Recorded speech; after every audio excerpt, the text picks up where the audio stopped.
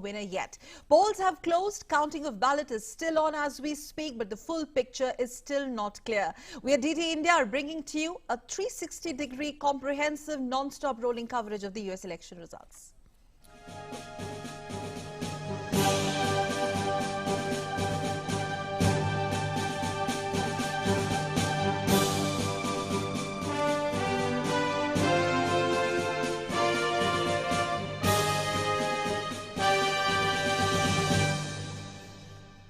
And let's cut the chase and straight go live across to Washington, D.C., the epicenter of all the action from there. Nina Scotts continues to be live with us. Nina Scotts, how is it finally now panning out? Do we still have some clarity? Good morning to you. So is today morning a little different than yesterday? It's been 24 hours while both camps are claiming that they are winners.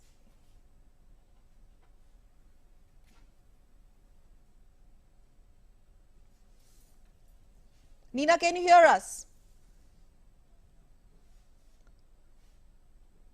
Okay. What is the latest that you're picking up from both camps, considering both have made tall claims that Biden says be patient while Trump has already declared a win of sorts? We're going to try and connect Nina Scotts in a bit. There seems to be a bit of an audio snag there, but we promise you we'll get you live report from Washington, D.C. And before we do so, we have a power-packed show lined up, and Ramesh is going to tell more about it. Ramesh. Right, just to bring our viewers up to speed, Biden is leading at 224 electoral college seats as compared to Trump, who is won 213 electoral college votes. Remember, a candidate, Biden or Trump, have to win 270 electoral seats outright to become the next U.S. president.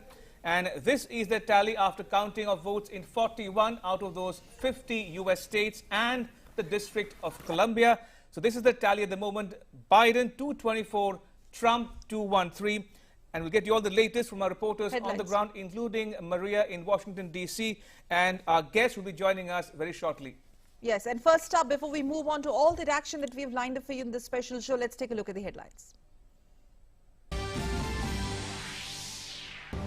The race between Donald Trump and Joe Biden is on a knife edge with no clear winner as voting counting continues. The U.S. is on course for its highest turnout in more than a century, and there might not be a result for days.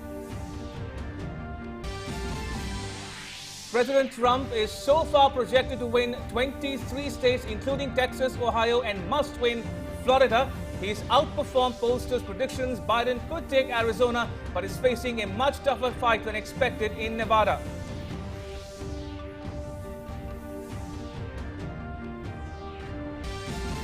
And results available so far suggest a tight contest in important battlegrounds such as Arizona, Georgia, Wisconsin, Michigan, and Pennsylvania.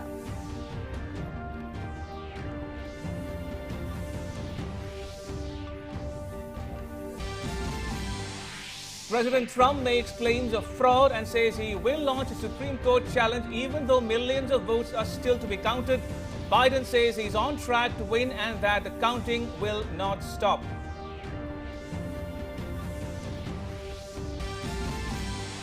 Meanwhile, Facebook warns users about President Trump's victory claim, runs notifications so that everyone knows votes are still being counted, and the winner has not been projected yet. While Twitter placed a warning on a tweet from Trump in which it says without evidence that they are trying to steal the elections.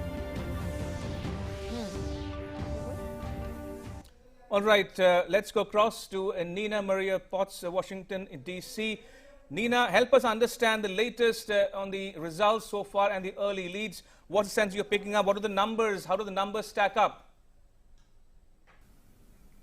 Well, Americans have woken up this morning to a deep sense of uncertainty without knowing who the next president will be. Both President Trump and Democratic challenger Joe Biden claiming victory. Joe Biden narrowly ahead in the Electoral College votes by 238 to President Trump's 213, a much tighter race than anybody expected. President Trump has claimed victory and wants the counting to stop now, threatening legal action. He has lawyered up and also threatening to invoke the Supreme Court.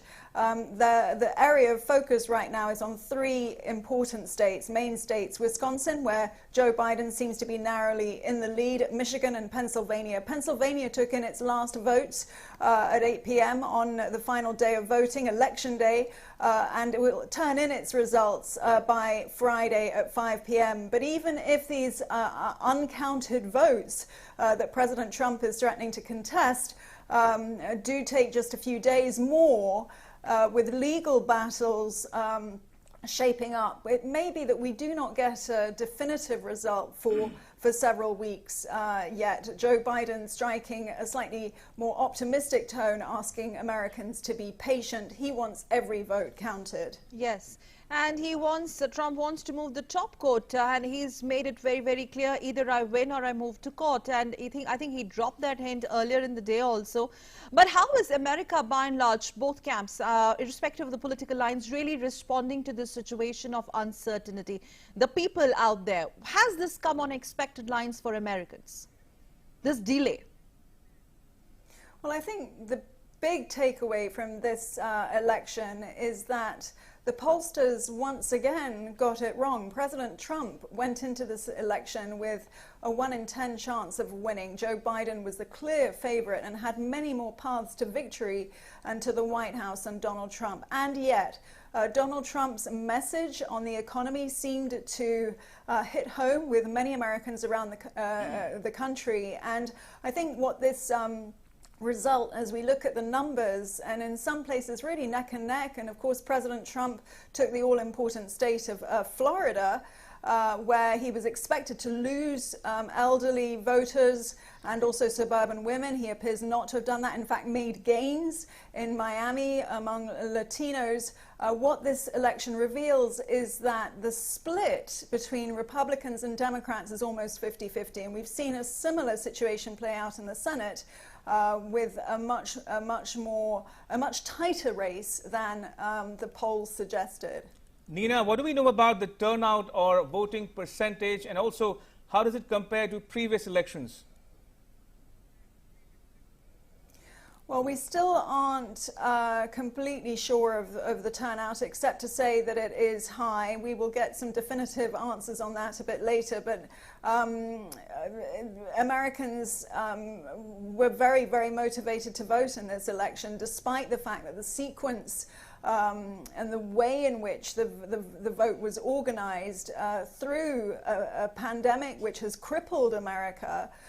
Despite that, people did turn out in droves on Election Day itself, on the final day of voting, and they turned out in tens of millions. Nearly 102 million voted ahead of the election. We're just waiting for these uncounted votes to be counted, but President Trump, as I say, wants that count to stop here. And just for us to understand this a little more, are there political fortunes, both of them really hinging still on certain key battlegrounds, or it is almost certain that incumbent President Donald Trump actually jumped the gun? I think there is a certain sense that President Trump claimed victory far too early, but he is going into this as if he's going into battle. And so, yes, there are key battleground states which are coming into sharper focus. Wisconsin, as I say, Michigan and Pennsylvania. He had some unexpected wins. Ohio and Iowa have gone to Trump, but still, you know, it's very, very difficult to say definitively because there are still these unaccounted votes. All right, and what about the uncertainty regarding the violence, the simmering tension that was really anticipated, for which we have seen the way the whole, in fact, entire United States of America turned into virtual fortress in the last so many days. But do you think the situation, in fact, in contrast, has been quite calm and peaceful?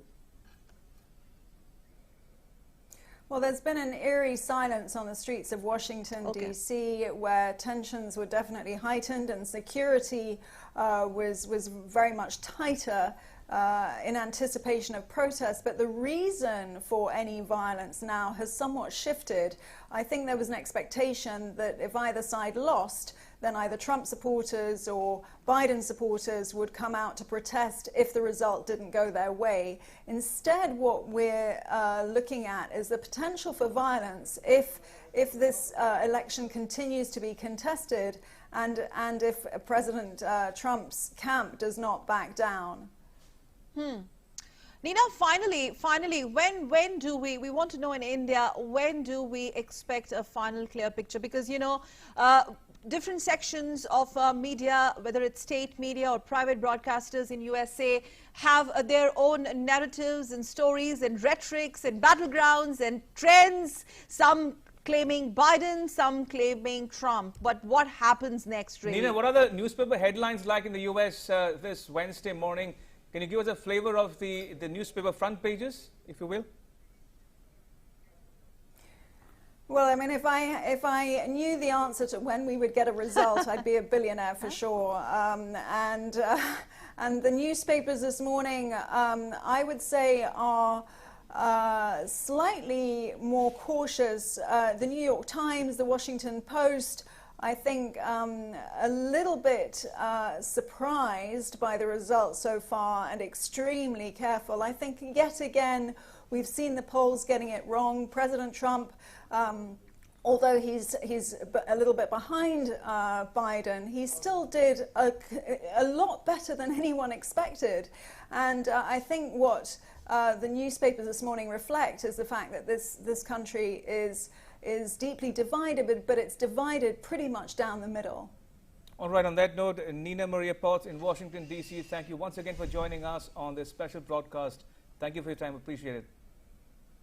And we'll be joined by Anil Thomas in a bit. But before we go to Anil, let's also tell our viewers the kind of lineup that we have for our viewers in this chunk of the broadcast. We will be joined by former Ambassador Ms. Neelam Deo in a short while from now. And we will, in fact, Ms. Deo has also served in various embassies, including Washington, D.C. We will be also joined by Rajiv Nayan, foreign policy expert and nuclear expert at IDSA. Professor Ram Ramachandran, our guest from USA, are also standing by. They will be joining us. He's a technocrat and also Indian origin from Indian origin American. And we will be talking to them and getting you what is happening brewing in the Trump and Biden camp. But before that, I think Ramesh, our colleague Anil, is ready with all the arithmetics and the politics behind arithmetics and who stands where. And here you have Anil Thomas. So red continues to go red and blue continues to go blue, or blue getting into red zones and vice versa, Anil? Well, good evening, Sakal and Ramesh. It's going to be an exciting evening. Remember, United States of anxiety. That's how the American president, this particular election has been described, and it's surely going down to the wire. Still too close to call for anybody, but then Biden surely making great inroads after what we saw, you know, the early storm that Trump had managed to get. Biden slowly, as those mail-in votes are getting open, Biden slowly making inroads. Biden consolidating himself, but we'll still have to wait and watch. Looking at this popular vote, this is a popular vote. Remember, a popular vote does not make you the president of America, but in the popular vote, Joe Biden once again consolidating himself, 50% of the votes with him. Trump having 48.3%. You know, this is slowly now shifting because the percentage that Donald Trump was holding is slowly reducing with every passing hour. And Biden is consolidating, but we're still not clear when it comes to the picture, the overall picture.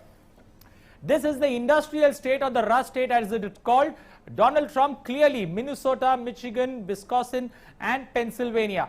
Minnesota is already decided. It's gone to Joe Biden. So that's particularly very clear. This particular, the first state in this states that are, you know, you call the swing states, the first state of Minnesota is clearly with Biden. But rest of the three still in circulation. And Pennsylvania, as I mentioned yesterday, the tipping state, that's going to go down to the wire. That's almost till Friday you'll have to wait for their result. But Minnesota clearly going to Biden, so 1 up for Biden. But this seat or this particular state was with Hillary Trump in 2016. So this is not a swing that's happening, but here the Biden camp or the Democrat camp able to retain the seat of Minnesota. That's important for them, retaining their particular positions of strength. And this particular state here, Minnesota, going to Biden and Biden's camp, that's the Democrats. But rest of the states still very much open, very much wide open. Why I would say? Because in Michigan, this lead is not much. The lead is just over 20,000. Now coming to the southern states or the sunshine states that you would call them, Florida, Georgia, North Carolina and Texas. Remember, Florida is taken by the Trump camp. Texas taken by the Trump camp. So there are 2 seats here in the sunshine states down south, Georgia and North Carolina. How are they positioned? In Georgia, the lead that Trump holds is roughly around 1,03,000 votes. So the lead is not much considering the amount of votes that are still to be counted in. In North Carolina, the lead is less than a lakh, a little over 75,000, 76,000 votes is what Trump is leading. These 2 seats, all 4 seats were held by the Trump camp or the Republicans in 2016. So it's a crucial state. If 2 states from here, if one of them swings for the Biden or the Democratic camp, things could become much easier for them. But looking at the final 4 swing states, the last 4 swing states of the 12 that we got for you, the final 4 swing states, that's Arizona, Nevada, Ohio, Iowa. Ohio and Iowa have been taken by Donald Trump. These are states that he had, he's retained them. So there's nothing to look forward to here. These 2 states going to Donald Trump and the Republicans. Nevada is an interesting state. Why? Because Nevada was held by the Democrats in 2016. In this particular seat in Nevada, Biden is leading by just 7,600 odd points or 647 votes.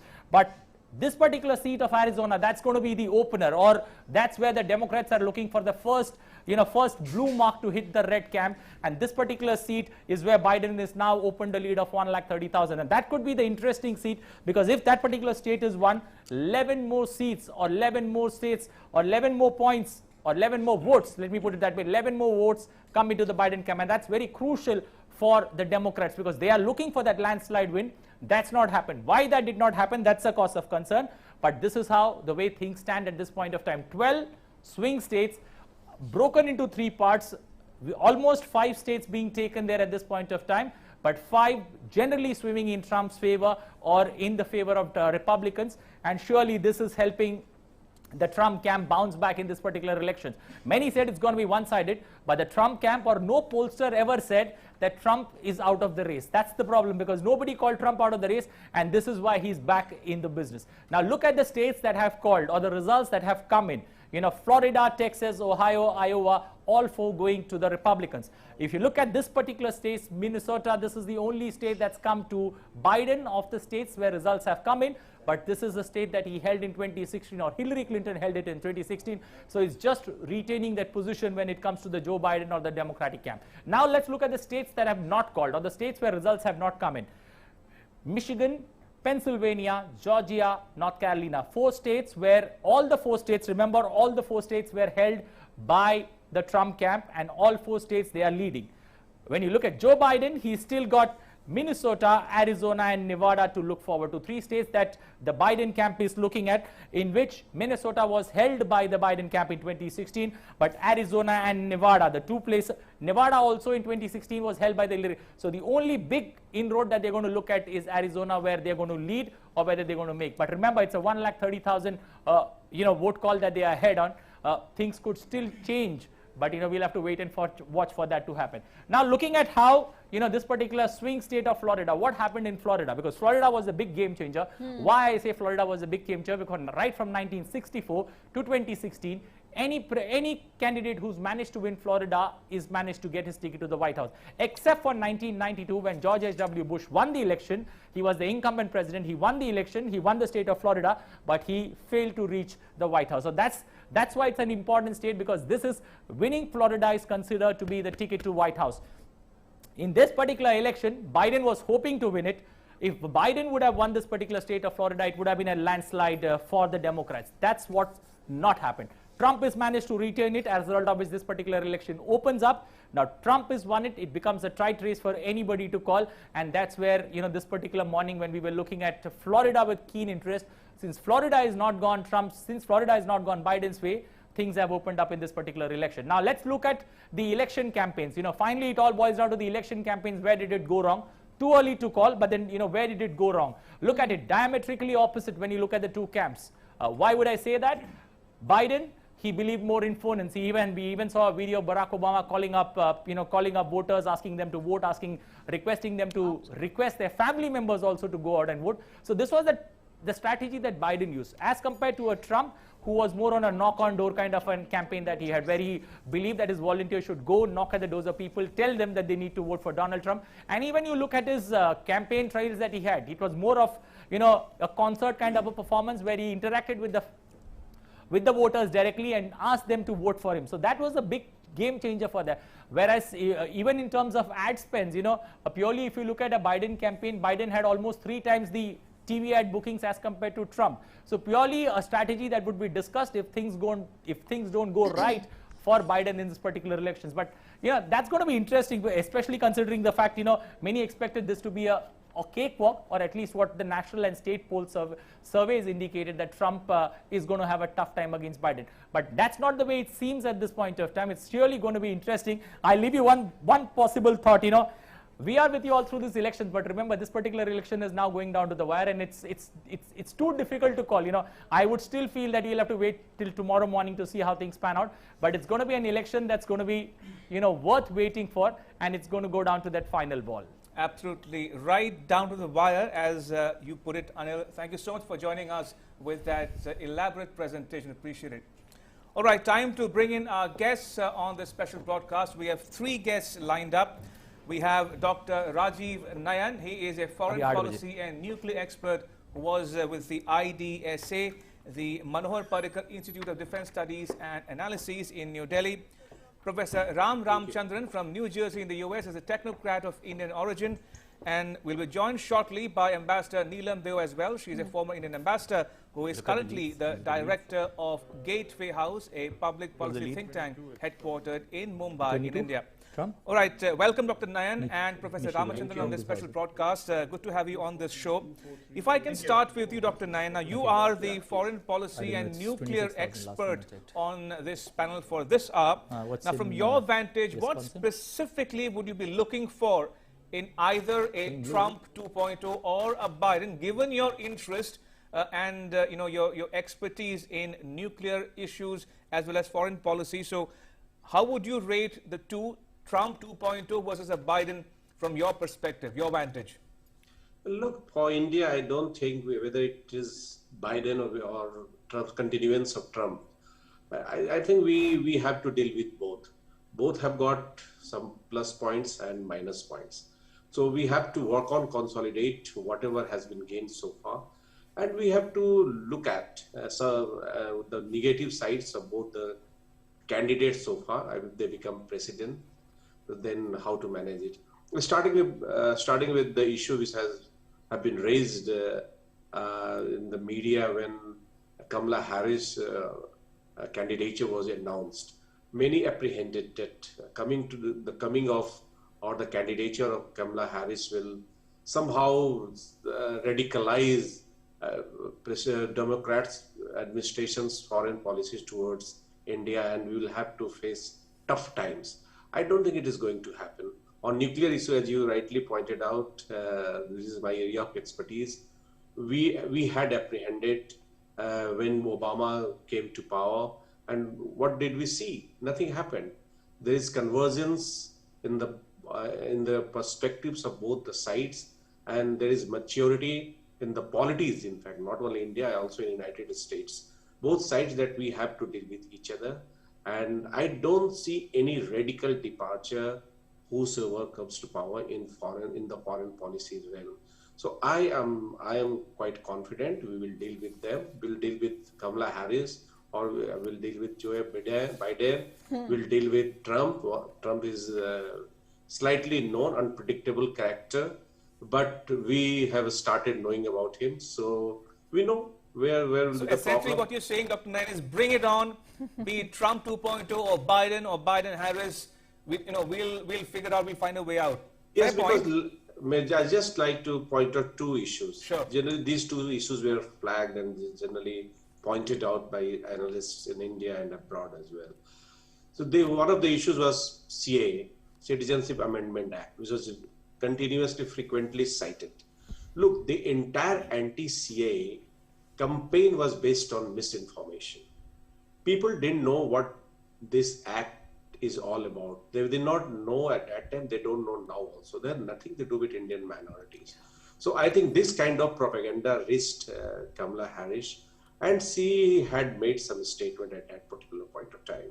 So we'll have to talk to her, we'll tell her, we'll have to explain, and in fact, we have to launch this kind of a counter-offensive on people who are misinforming the international community as well as our own people. So I don't think there should be any difficulties. We have got facts on our side and we will deal with that. Second, about human rights. Why should we be scared of human rights? Ours is a democratic country, and in democracy, we care for rights. We have got constitution. That constitution talks about human rights, fundamental rights. And second thing, we have got institutions. We have got laws and we have got institutions which any mature democracy will generally have, and we also have got. And we punish people, those who violate our own citizens' fundamental rights or human rights. So on that point of time, on that count also, we don't have to just fear. Second, there could be clash of perspectives. So we have been doing since our independence. We are telling them that, look, your concept of human rights needs to be reoriented, needs to be understood. Listen to us. This should not be just ethnocentric vision of human rights. We will contribute to the making of international regime on human rights. We are also ready to build international regime on any other issues which are good for global public. We are good for international community. Yes. Let's quickly get in a word from Professor Ramachandran, who is joining us live from New Jersey, and I think it's around 9 a.m. or 10 a.m. in the morning out there. Good morning to you, Professor Ramachandran. Now, would you agree that Trump has actually outperformed many poll pundits out there, but at the same time, Biden is also in for a very tougher fight than expected? And look at the contrasting reactions. You have Trump, who has clearly said that I am going to the court, and you have Biden, who says, wait, the last vote is counted and then we talk. So what's the sense? I mean, we might analyze it so much threadbare in our studios in America and India, across the globe. Well, what is the average American thinking as we speak? Was this really expected? Unprecedented long wait despite humongous voter turnout in the century. Good evening, Sakal. Thank you very much for having me, and good evening, Rajiv, as well. Yeah, this has been a pretty interesting evening from last night. Since 7 o'clock when we started tracking the polls, and I think it was a story of two roads taken, right? The first half of the election results that came in through the absentee ballots and the mail-in ballots clearly seemed to indicate trend towards Biden. And then as they started counting yesterday's votes, during the election day votes, things started really taking shape differently. So from that perspective, I think, to your question, whether the pundits got it wrong, I would say that the pundits were a little more cautious this time, even though the projections indicated that there is going to be a blowout by Biden, but clearly they were also cautious around, even if you look at Nate Silvers and other, pollsters, they were cautious about the fact that it could still be, the model could still be wrong. And so I think what Trump had done was extremely smart as a politician in terms of reaching out to the specific, in a very targeted way, certain counties that that could turn and flip and bring in the the right kinds of votes. So, for example, in Florida, the Miami-Dade County, he just went stayed at those points. So, increase the vote yesterday, right? So, the general mood here is, I would say, again, it's calm. It is not what one expected. Even though some of the shops and other institutions are boarded up. Yes. Because they're thinking of potential violence and other types of issues. But nothing so far has happened, right? Okay, thankfully. Professor Ramchandran, very briefly, we know these have been highly polarized elections this time around, as I also take this opportunity to welcome Ambassador Neelam Dev. Very quickly, Professor Ramachandran, is the Indian diaspora equally divided as well? Because of the Kamala Harris factor, we'll later analyze, has it actually made a significant difference to Biden's, whatever the outcome is. But Indian diaspora, remember in the previous shows we discussed this, that Indian diaspora is going to play a very crucial role. But now looking at the pattern that is emerging, has it been consequential for both? So if you think about first with the Asian Americans, right? Asian Americans, it's just like the Hispanic groups, they have very different expectations from the different parties. So if you look at the Vietnamese Americans and the Korean Americans, they generally break towards the Republicans. The Indian Americans, in most cases, even though they may be from an economically affluent community, they generally break towards the Democrats. I think that is what has happened this time, and especially in the tech sector, in the California region, there has been a lot more emphasis on supporting the both at the presidential as well as at the Senate races by the Indian communities towards the Democrats rather than with the Republicans. I think that's been a general breakout between again, I don't have all the polling data in terms of how it has been separated out, but there has been a general tendency for the Indian Americans to break towards towards whether it is due to the Kamala Harris factor or not, but generally because of the social agendas and the immigration agenda. I think there seems to be a tendency towards the Democrats. Right. Right. Ambassador Theo, welcome to this broadcast. Now, Professor Ramachandran described the situation as calm. I'm just wondering, is it the calm before the storm? Now, the results are delayed, uncertainty prevails. We are still waiting for the big picture to emerge. Those crucial Rust Belt states, Michigan, Wisconsin, also going across to Pennsylvania, Georgia, North Carolina, still up for grabs. And I'm just wondering here, could it swing either way? I mean, it's 224 to Biden versus 213 to Trump. How do the numbers stack up from your perspective? What do you make of the numbers coming in at this moment? And looking ahead, who do you think might eventually come to occupy the White House, if you want to stick your neck out, that is? I think at this moment, if you look at the states which have still not been called, right, and always remember that they are being called by the media, they are not being True. called by the state governments. Those, in many of them, Trump has a very narrow lead, less than 1%, just over 1%, 2%, and since it is mostly mailing votes, which are going to be counted, the expectation clearly is that at least some of them will go Democratic. Otherwise, why would Trump want everything to be stopped? Why would he want the whole process to be overturned if he did not, if he actually thought he was winning anyway?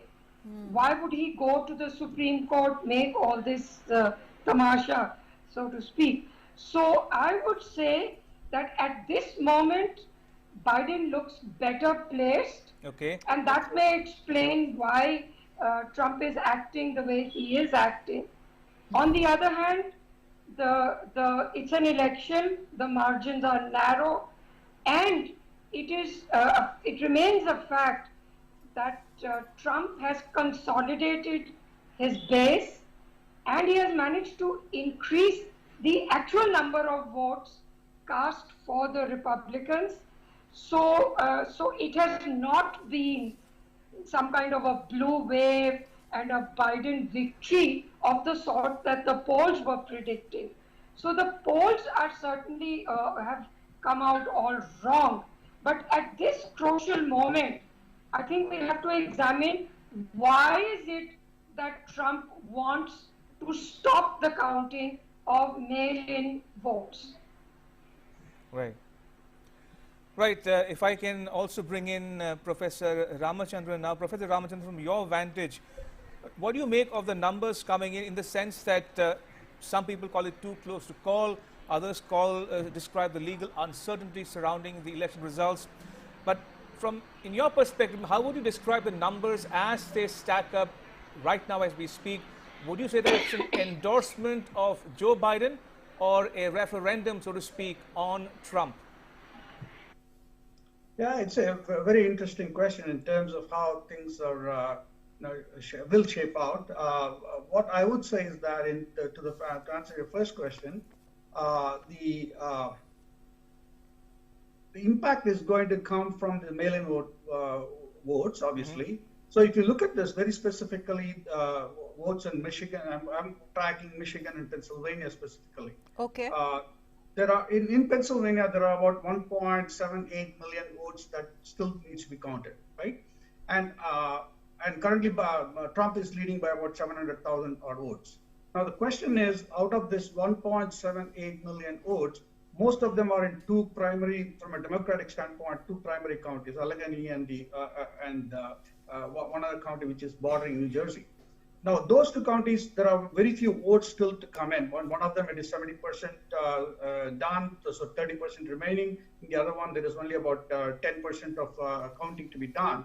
So in the Bucks County and the Allegheny County, those are the Democratic strongholds. If the mail-in ballots can overcome the 700,000 deficit that Democrats have, then clearly that can put some Pennsylvania in play for the Democrats.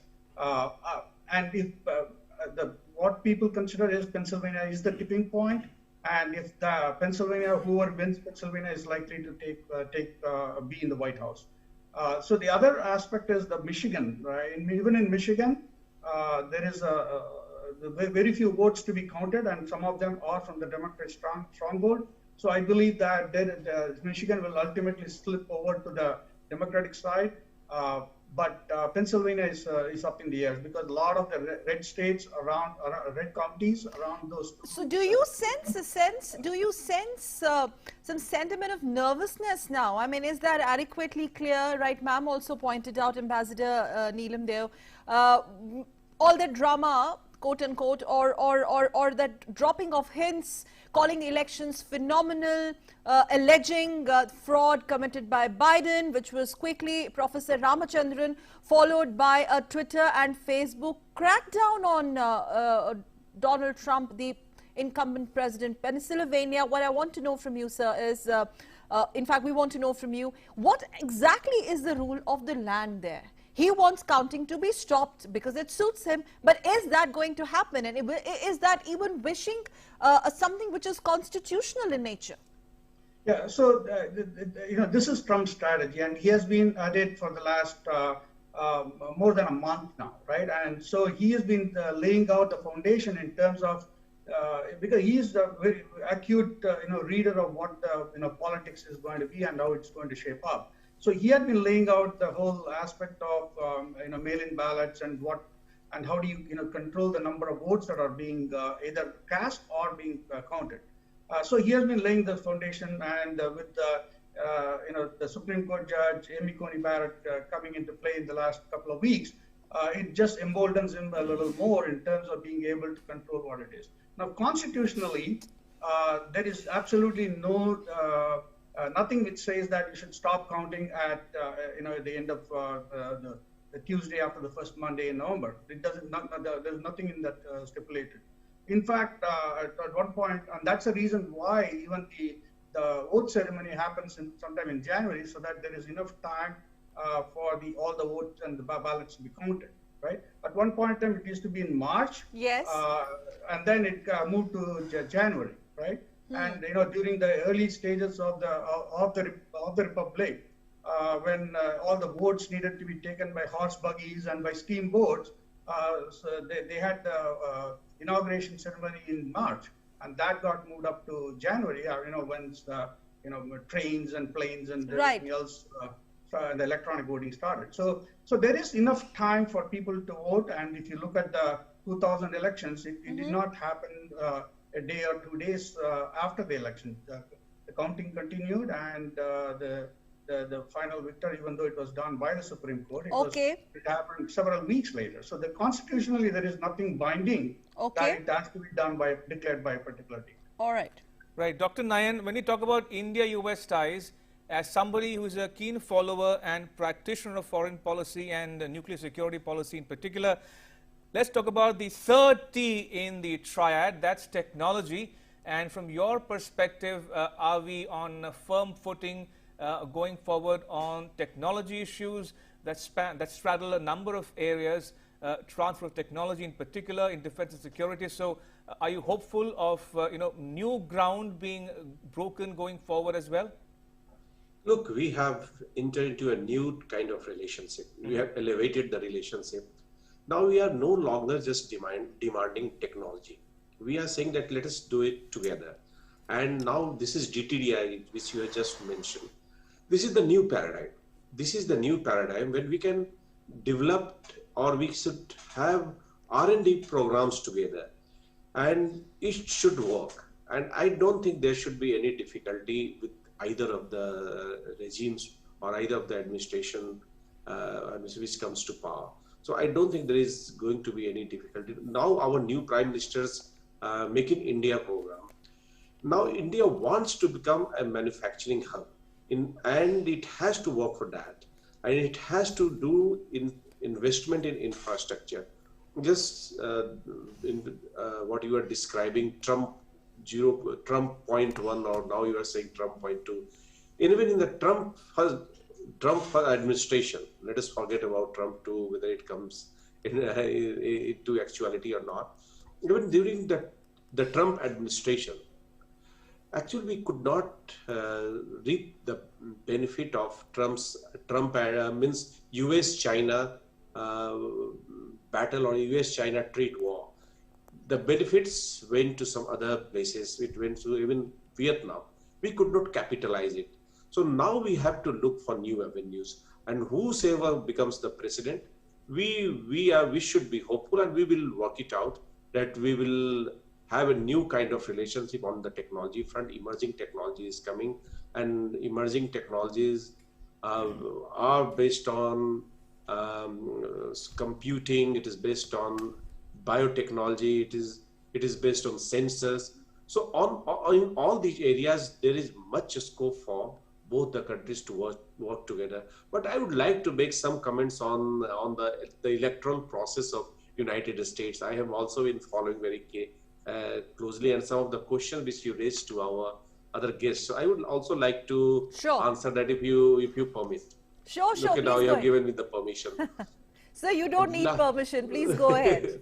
Okay, now the enigma of the electorates has again been demonstrated, and I have always been maintaining the world knowledge order is collapsing, and in fact, what all these election results are demonstrating, that there is a big schism, or there is a big gap even inside United States.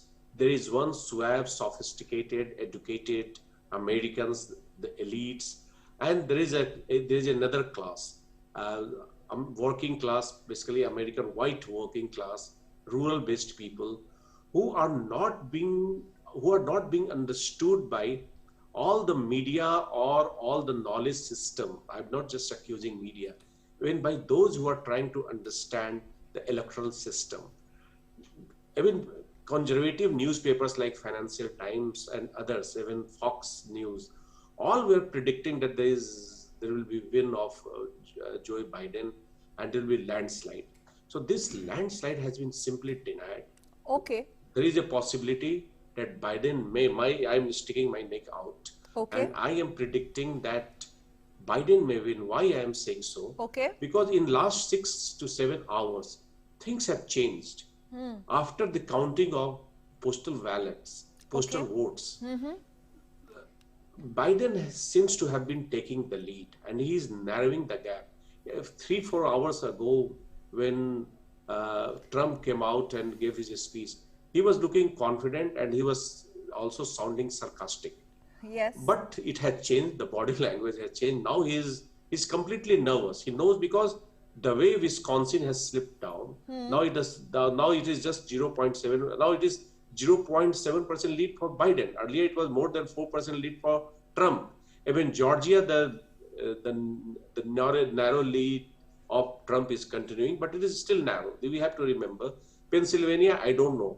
There is a news report that says that about 78% of postal votes are going in favor of Biden.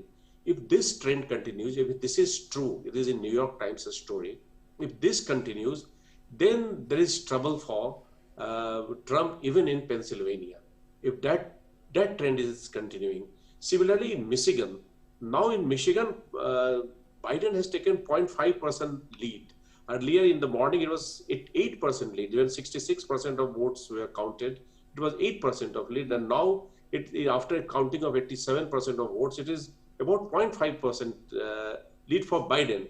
So things are getting reversed. Right. Earlier, it was being predicted that Biden will be winning. Then it appeared that Trump will reverse the process. So, okay. Now things are changing. Okay, yes. Let me take this straight to Ambassador Ma'am here, or Ambassador Neelam.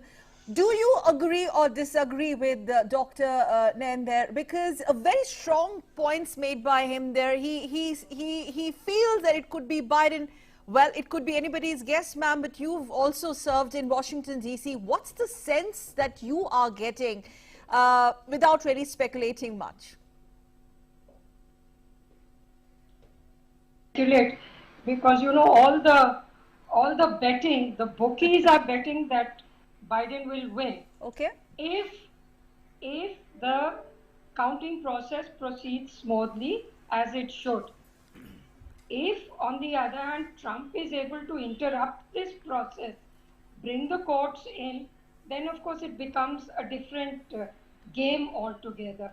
So yes, I do agree that as things are at the moment, Biden seems to have a much better chance than Trump because the margins are so narrow, and by now I think it is accepted that a majority of the mail-in ballots were tended to be Democratic. So are you saying Democrats have typically outperformed Republicans in the mail voting pattern, which is very, very important?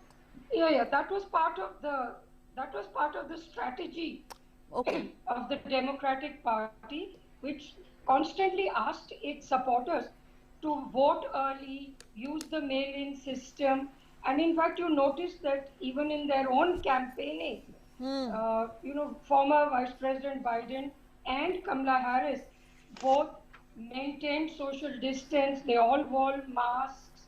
They met with small groups rather than the thousands of people without masks that were in the rallies of Trump. And there was a study by one of the universities that said that after the rallies of Trump, 30,000 more people got infected with coronavirus. Okay. So the voting strategy of the Democrats was certainly to encourage mail-in voting rather than to all crowd in on the actual one in-person voting day. All but right. I would like to add something, Sure. if it's all right, to Sure. what the professor said about DT and about defense production, etc. When I was first in Washington, actually all our organizations, even like ISRO, they were sanctioned by the Americans, and we were able to produce the Param computer, supercomputer by our own efforts.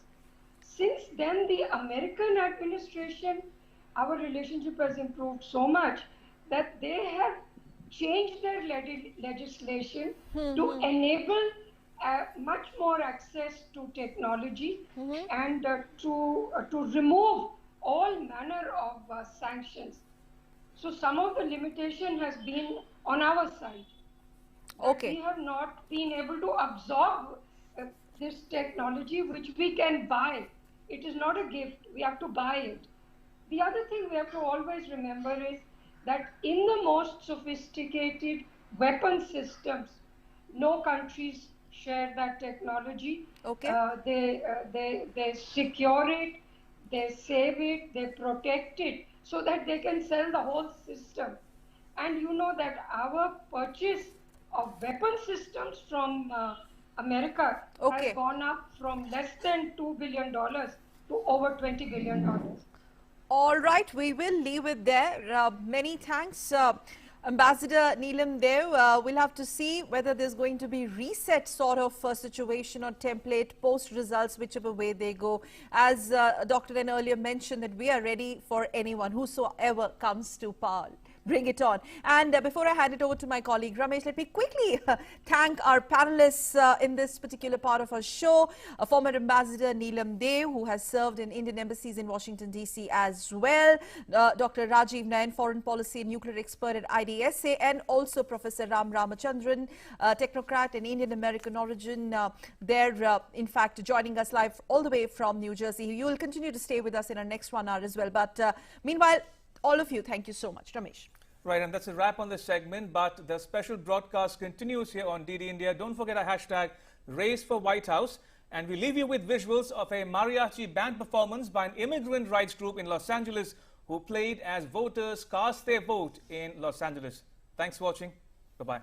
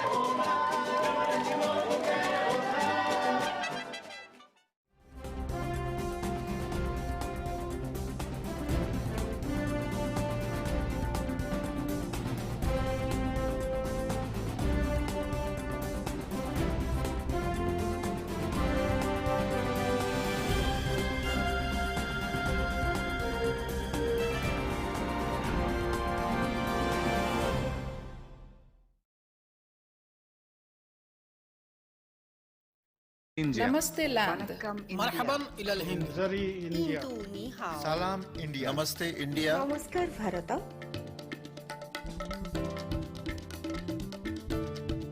Nous sommes l'Inde. نحن هنود. India. ما هندي هستي. Mung Hindiani. Salam Hindustan. We are India.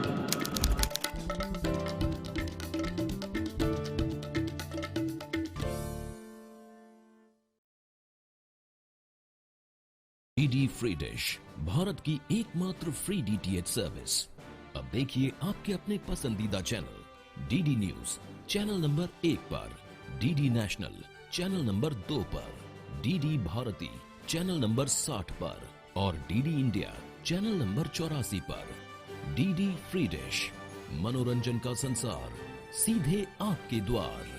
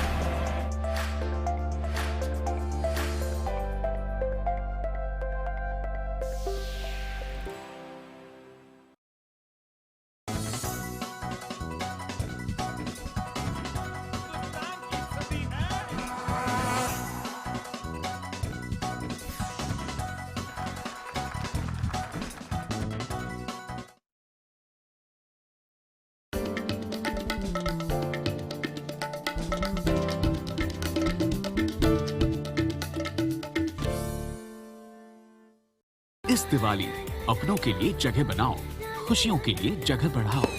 LIC Housing Finance wishes you a happy and safe Diwali. Stay safe, move on. Come on boys, let's go practice. अरे रुक यार, मेरे bank account में गलत entry का problem हो गया है। तो बैंक को कंप्लेन करना। बैंक को लिखे 1 महीना हो गया है, बट वो गूगली पे गूगली डाले जा रहा है। तो आरबीआई के बैंकिंग लोकपाल को इन्फॉर्म करो। रुक, मैं समझाता हूँ। जैसे क्रिकेट में थर्ड अंपायर, वैसे ही आरबीआई का बैंकिंग ओम्बुड्समैन। आरबीआई कहता है अगर बैंक आपकी कंप्लेंट को 1 महीने में नहीं सुलझाता तो आप आरबीआई के कंप्लेंट मैनेजमेंट सिस्टम पर ऑनलाइन कंप्लेंट कर सकते हैं। ये आरबीआई का आसान तरीका है आपकी कंप्लेंट सुलझाने का, और वो भी फ्री। आरबीआई कहता है जानकार बनिए, सतर्क रहिए। इस दिवाली अपनों के लिए जगह बनाओ, खुशियों के लिए जगह बढ़ाओ। LIC Housing Finance wishes you a happy and safe Diwali. Stay safe, move on.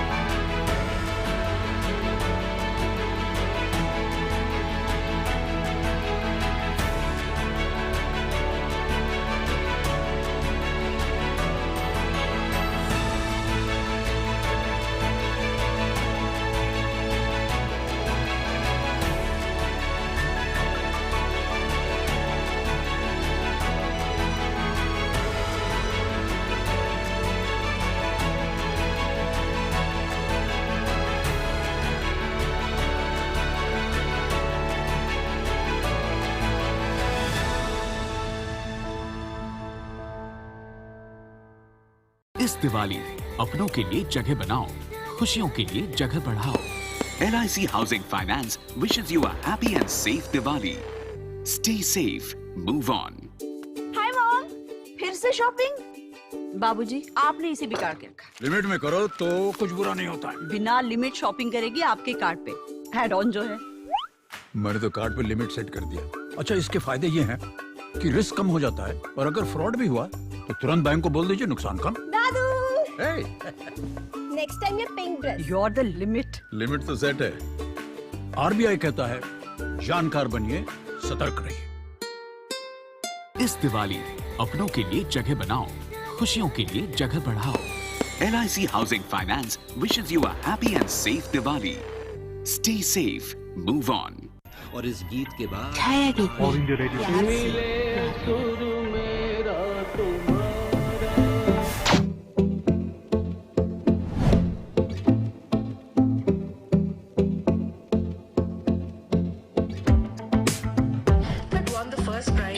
बहुत रोमांटिक रही है।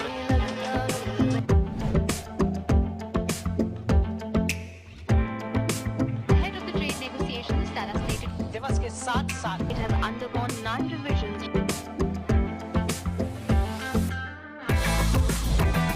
Coley with 903 rating points is 34 points behind Smith 900.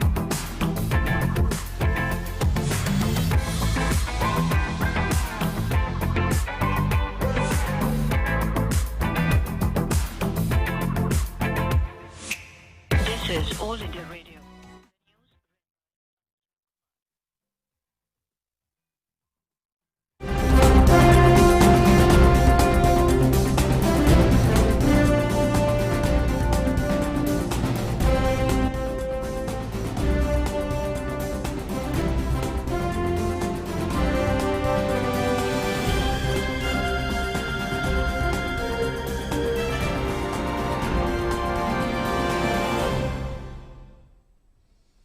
Namaskar. Well, it's an election that almost seemed to mirror the 2016 one, and it has now had a twist in the tail, with Joe Biden picking up a late surge in the key Rust Belt battleground states, wresting back the lead in Wisconsin and Michigan.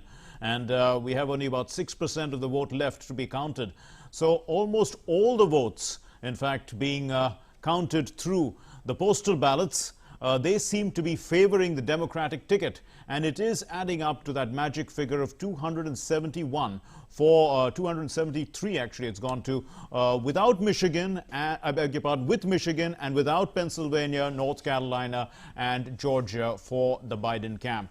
Trump would need to get back in the race in Michigan and hold on to Pennsylvania, North Carolina and Georgia to remain in the race. I'm Mark, and with me is Gautam. Indeed, and with this prolonged counting of mailed-in and absentee ballots keeping results in key states pending, uncertainty and judicial resort have become the buzzwords in the US. Incumbent Donald Trump has already said that he thinks he's won the elections and will go to court to stop any further counting, while the Biden camp is sitting tight waiting up for the final vote to be counted, apart from lawyering up themselves in the interim. We'll get you all the latest and the best analysis of how things stand in the US and what could unfold in the next 2 hours here on DD India, as the race to the White House is still very much on. But first, the election headlines. The race between Donald Trump and Joe Biden is on a knife's edge with no clear winner as counting of votes remains on. The US is on course for its highest turnout in more than a century, and a clear-cut result may not be known for days.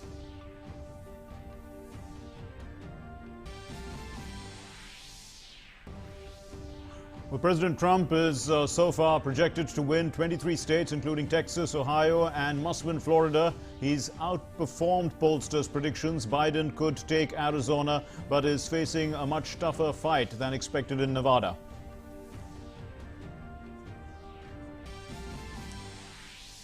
Well, results and trends available suggest a tight contest in important battlegrounds such as Arizona, Georgia, Wisconsin, Michigan, as well as Pennsylvania.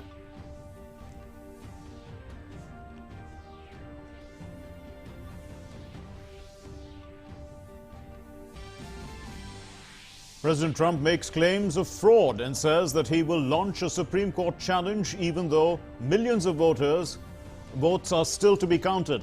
And Biden says that he is on track to win and that the counting will not stop. And Facebook warns users about President Trump's victory claim, runs notifications so that everyone knows votes are still being counted and the winner has not been projected. Twitter placed a warning on a tweet from Trump in which he said, without evidence, that they are trying to steal the election.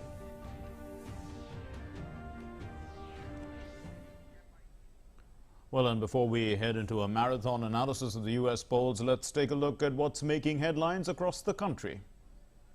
The Cabinet Committee on Economic Affairs approves the allocation of 1,810.56 crore rupees for the Luhri Hydroelectric Project Stage 1. This project will be commissioned within a span of 62 months and will provide grid stability besides improving the power supply position in the state.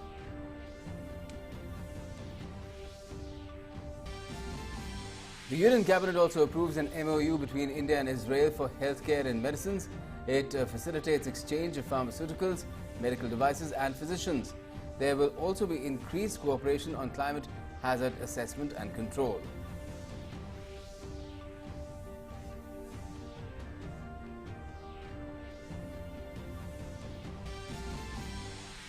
Maharashtra Police arrests Arnab Goswami, the editor-in-chief of Republic TV. The Union Home Minister calls it an attack on the fourth pillar of democracy. Information and Broadcasting Minister says that the arrest of the journalist brought back memories of the emergency. The Editors Guild expresses shock and says that state power should not be used against critical reporting by the media. Final round of campaigning for the Bihar Assembly elections gathers momentum. Nitish Kumar holds rallies in Seemanchal. In Champaran, BJP National President JP Nadda appeals to voters to retain the NDA in the state.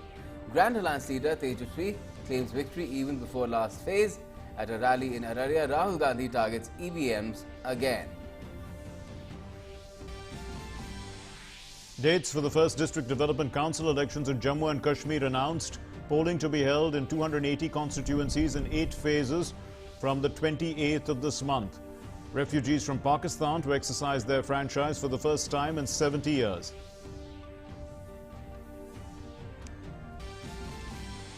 Army Chief General Narvane arrives in Nepal on a 3-day visit. Will meet Nepal's President and Prime Minister. The Army Chief to be awarded the honorary rank of General of the Nepal Army.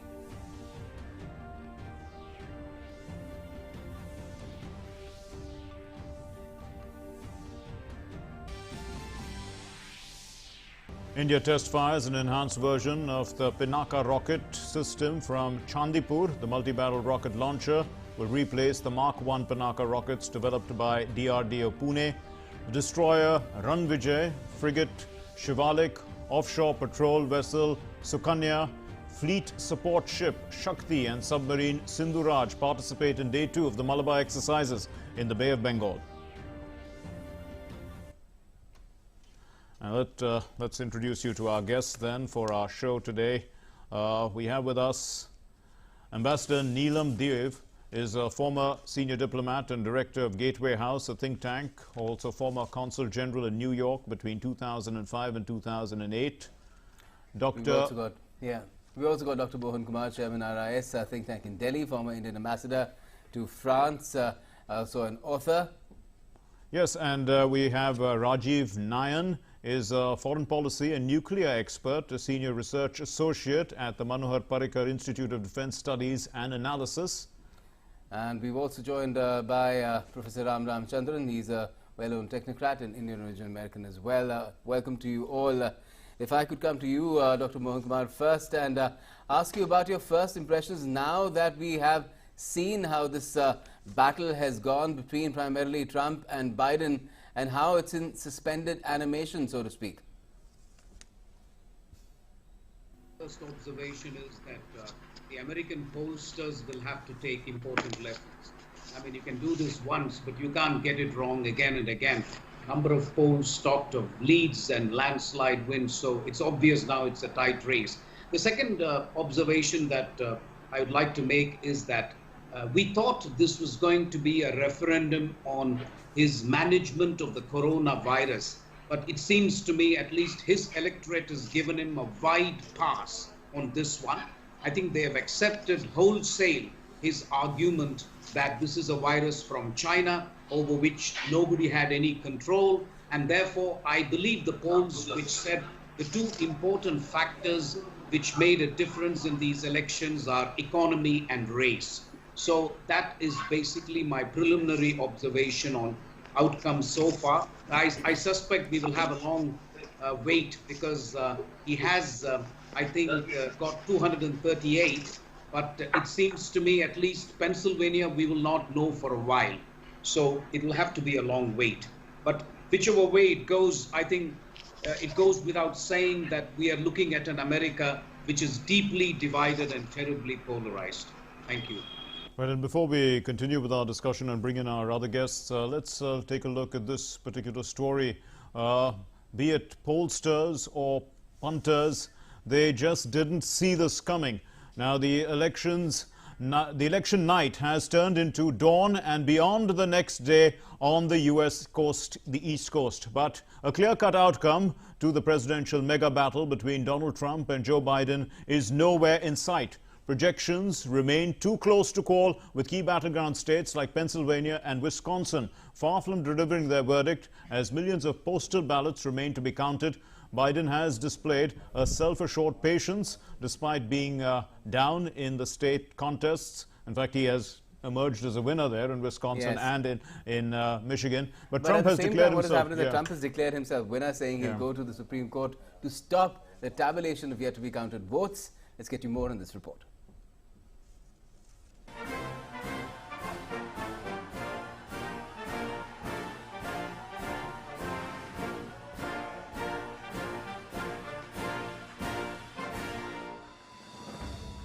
We were getting ready to win this election.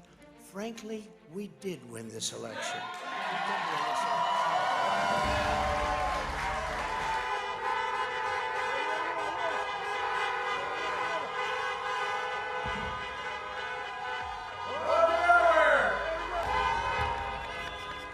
I'm here to tell you tonight, we believe we're on track to win this election.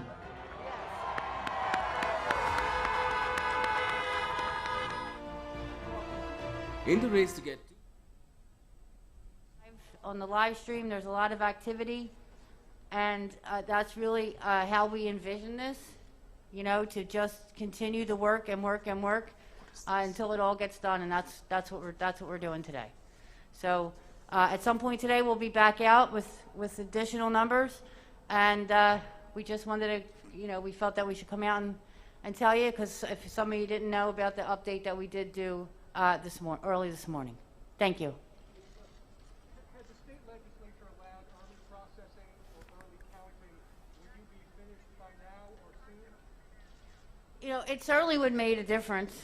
It's hard for me to say whether we would be finished or not because we've never done this before.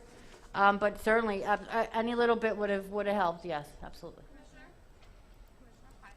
Biden's campaign says that they expect vote by mail in Philadelphia to be counted tonight or tomorrow.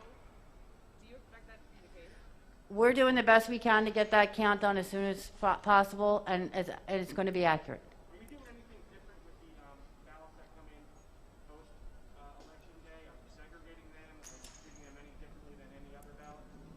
Yeah, they will be segregated, but right now we're working on the ballots we have. They're the ballots that we're working on right now.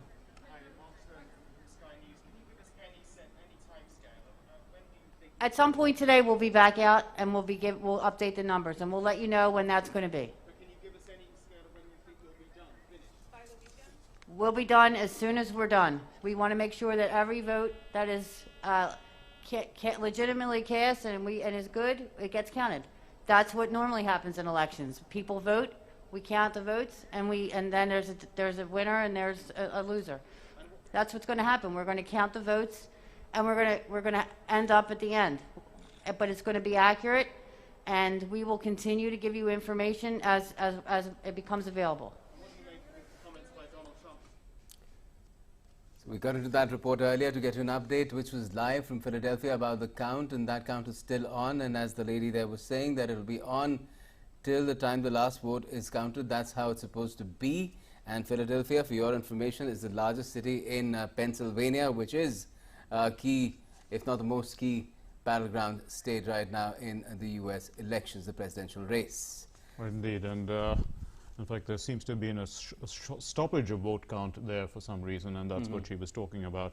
But let's get back to this particular story that we were talking to you about, and it's, whatever people have been suggesting doesn't seem to be what's happening, because it's been too close to call, and we were a little concerned initially about Wisconsin and Michigan. It looked like Donald Trump was way ahead, and there was only about 20% of the vote to be counted, and with that, with 15% of that 20% being counted, Biden is way ahead now. So it looked like, just in that, it was a late surge. Yeah, and that's what's happening now in all these states because of the postal ballots being counted.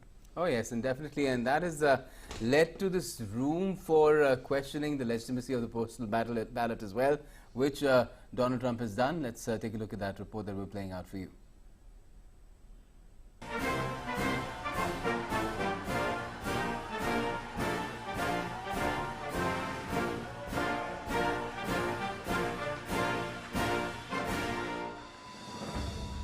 We were getting ready to win this election. Frankly, we did win this election.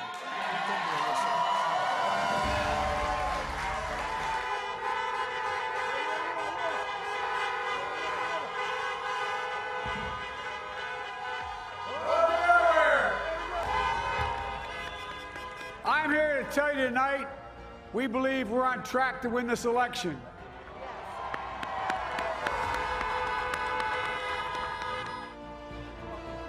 In the race to get 270 electoral votes, Biden is now projected to get 224. Trump stands at 213. Tight races in key battlegrounds of the Midwest and Rust Belt of Pennsylvania, Michigan and Wisconsin may take till Friday to deliver an outcome. The final result hinges on tens of millions of postal ballots yet to be counted. And while the Democrats are depending on them to pull Biden through, Trump has other ideas. This is a major fraud in our nation. We want the law to be used in a proper manner. So we'll be going to the U.S. Supreme Court. We want all voting to stop.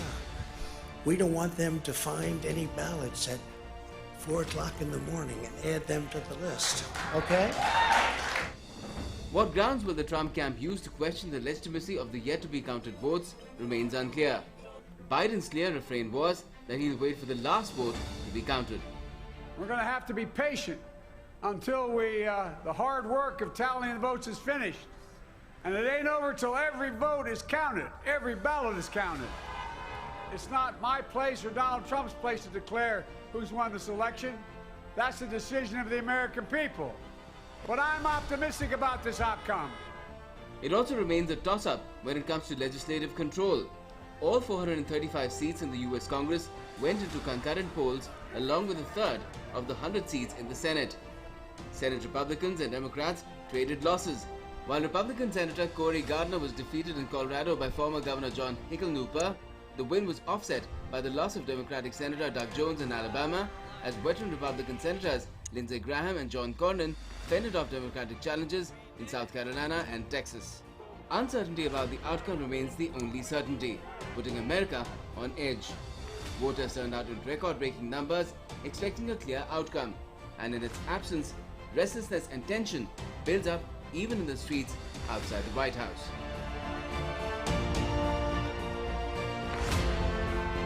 Newsnight Desk, DD India. Let's go across to Professor Ram Ramachandran. Professor Ramachandran, you are an Indian American, and perhaps you will help us understand what's the next step, because if the US President plans to go to court alleging voter fraud, how does he prove that? I mean, is there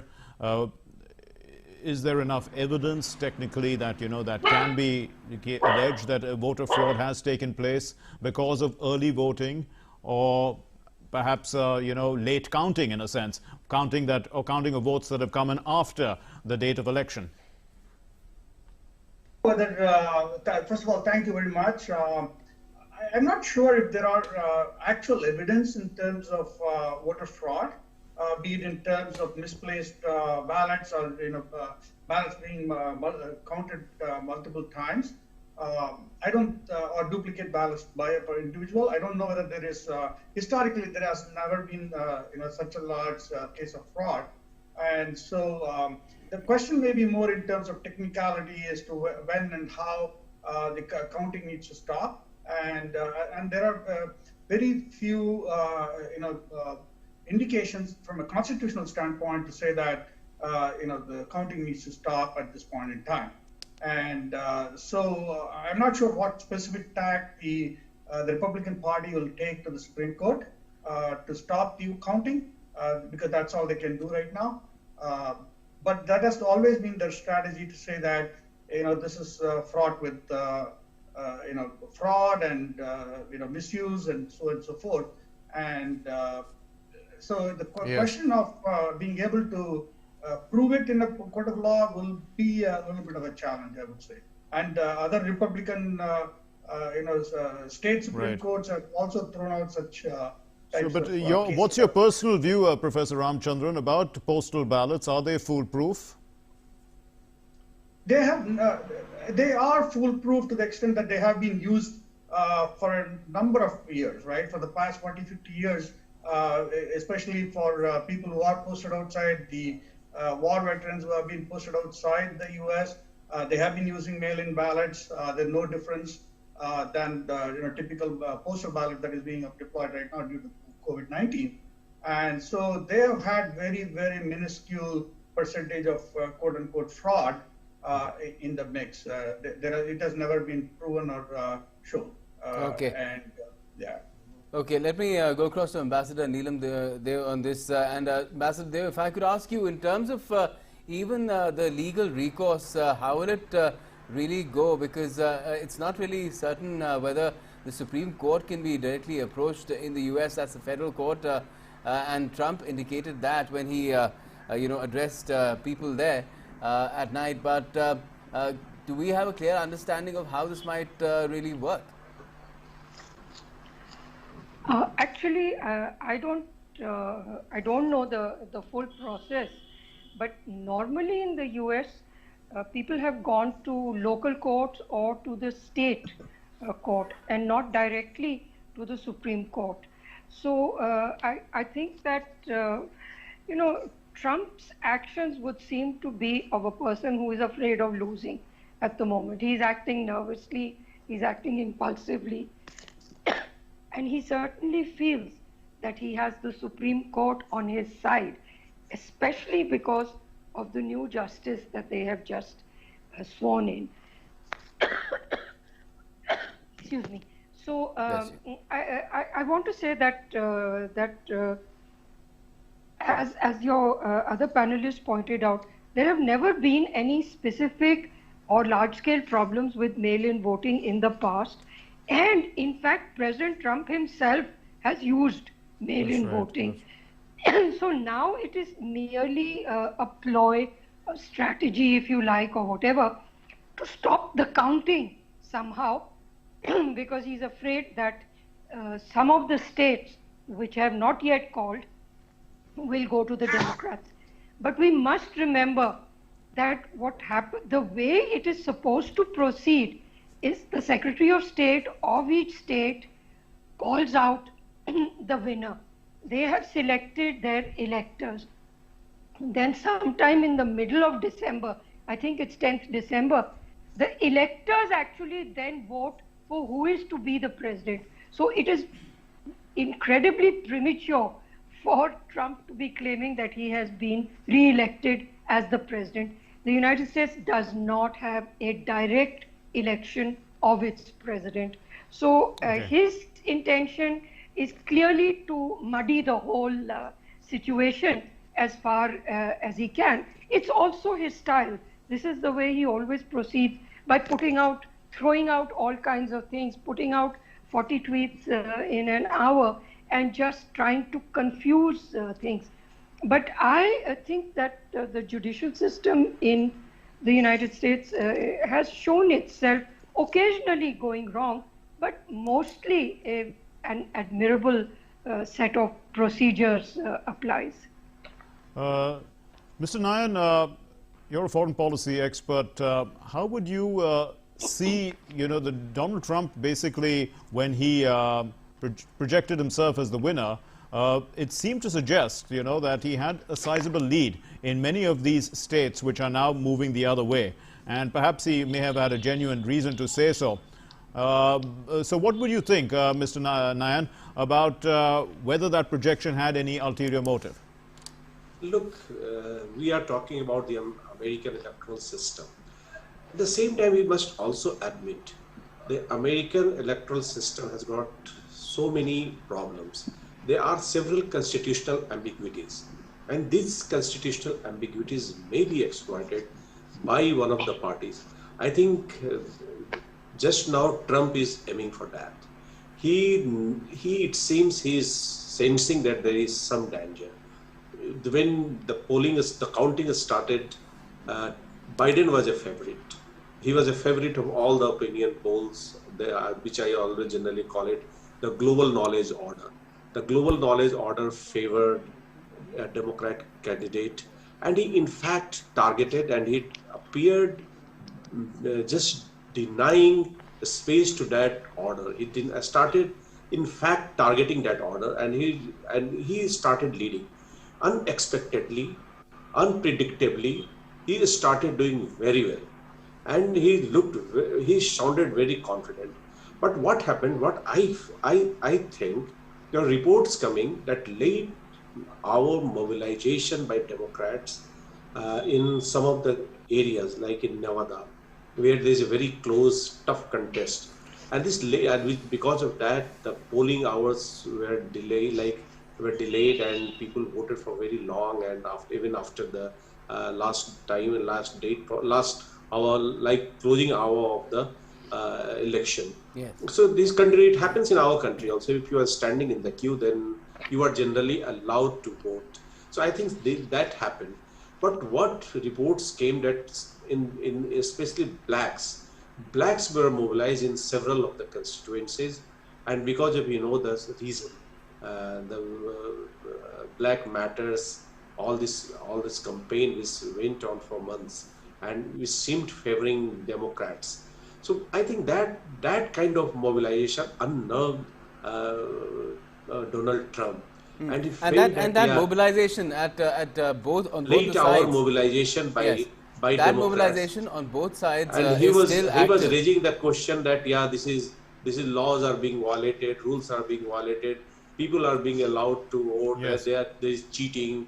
So this could be one reason. Second reason could be postal ballot. Everybody is talking about. Generally, Democrats are favored because of that. And many of the middle class. The middle class is equally lazy even in the United States. They generally hesitate to go and vote in person. They somehow find ways to send postal ballots. Professor Ramchandran may throw more light on that because he knows more about that. I mean, I know when I was in New York, I found that generally educated middle class people went on holidays when election was announced on the day of election. So they are also equally guilty. They talk a lot on CNN, on other television channels, in seminars. But once it comes to voting, they do not do their duty, their political duty. But now they have found a way because of Corona. I think they have been allowed to vote by mail or by email, something like that. And so that middle class, which generally supports Biden, Democrats, experience many areas, many counties, and many states. So I think those votes are, when they were counted, all were generally, mostly, overwhelmingly favoring Democrats by Biden. Or means there is slate, what we generally call the electors. So but you know, while all this happens, Rajiv Nayan, what is happening is that the entire process is in suspended animation, and the mobilization on both sides that you were mentioning, that is still very much active, and Not that is both being sides. seen Generally, on the streets it has been as reported well. that blacks were mobilized. Dr. Mohan Kumar, if I could ask you, in terms of this situation of uncertainty, do you feel that that is something that should not last very long in the best interest of the US? No, my sense is that by tomorrow, I mean, Wisconsin should be known, isn't it? There is no reason to delay the result in Wisconsin. I don't think that can be. And if Biden gets Wisconsin, he's already up to 248. And that's just a hair's breadth away from 270. And then he needs to only get one of the other states, which is Pennsylvania, Michigan, North Carolina, Georgia. And he's home and dry.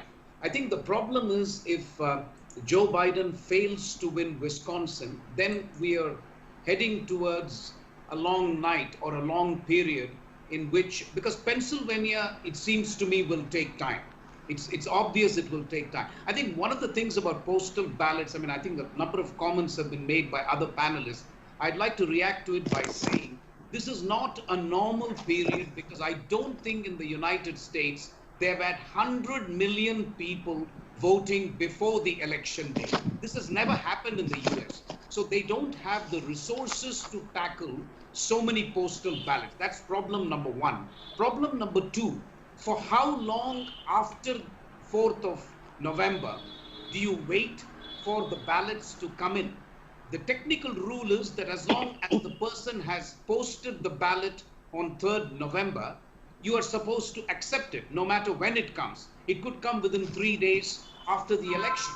And that is what I think Donald Trump is opposing. He's saying it should stop at midnight 3rd, which is simply not tenable from a constitutional point of view. So I would say that you will get a good indication of things, of where things are heading after Wisconsin. That should give you an excellent idea, because if that is taken by Donald Trump, then I think we are back to neck and neck, and then it becomes a really extended process in which Pennsylvania and other states come into play. If I may step in. Yeah, I was going to ask you, in fact, Professor Ramchandran, one more. If we have to look at, this whole process a little more clearly, this postal ballot, shouldn't it come before the 3rd of November? Because shouldn't it be posted before the 3rd of November? Because actually the idea of having a single day election is that, there is no voter fraud. And if you voted early, you vote through postal ballot or some other means. But on the 3rd, you have to go to the polling booth to poll. Of course, these are unusual circumstances because of COVID. Perhaps, they had given an allowance for people to post their ballots in. But the postal system is going to take, another week or 2 weeks for it to deliver. That it definitely leaves room open for people to feel that votes are coming in well after the due date. Yeah, absolutely. So I think Professor Mohan Kumar made an excellent point in terms of the fact that U.S. has not seen this type of mail-in ballot, right? 100 million, more than 100 million ballots came even before the polls opened yesterday morning. And then compounded by the fact that almost a month, 2 months back, the U.S. Postal Service was hampered and brought down to some extent in terms of its capabilities and the ability for it to operate and handle these large volumes of mail-in ballots. So there was some level of systemic changes made to the U.S. postal system to suppress the ability to process these many votes. So that's the other aspect that one needs to think about. So the other thing that I will mention is that, yes, you are correct that the ballots need to be mailed in by November 3rd.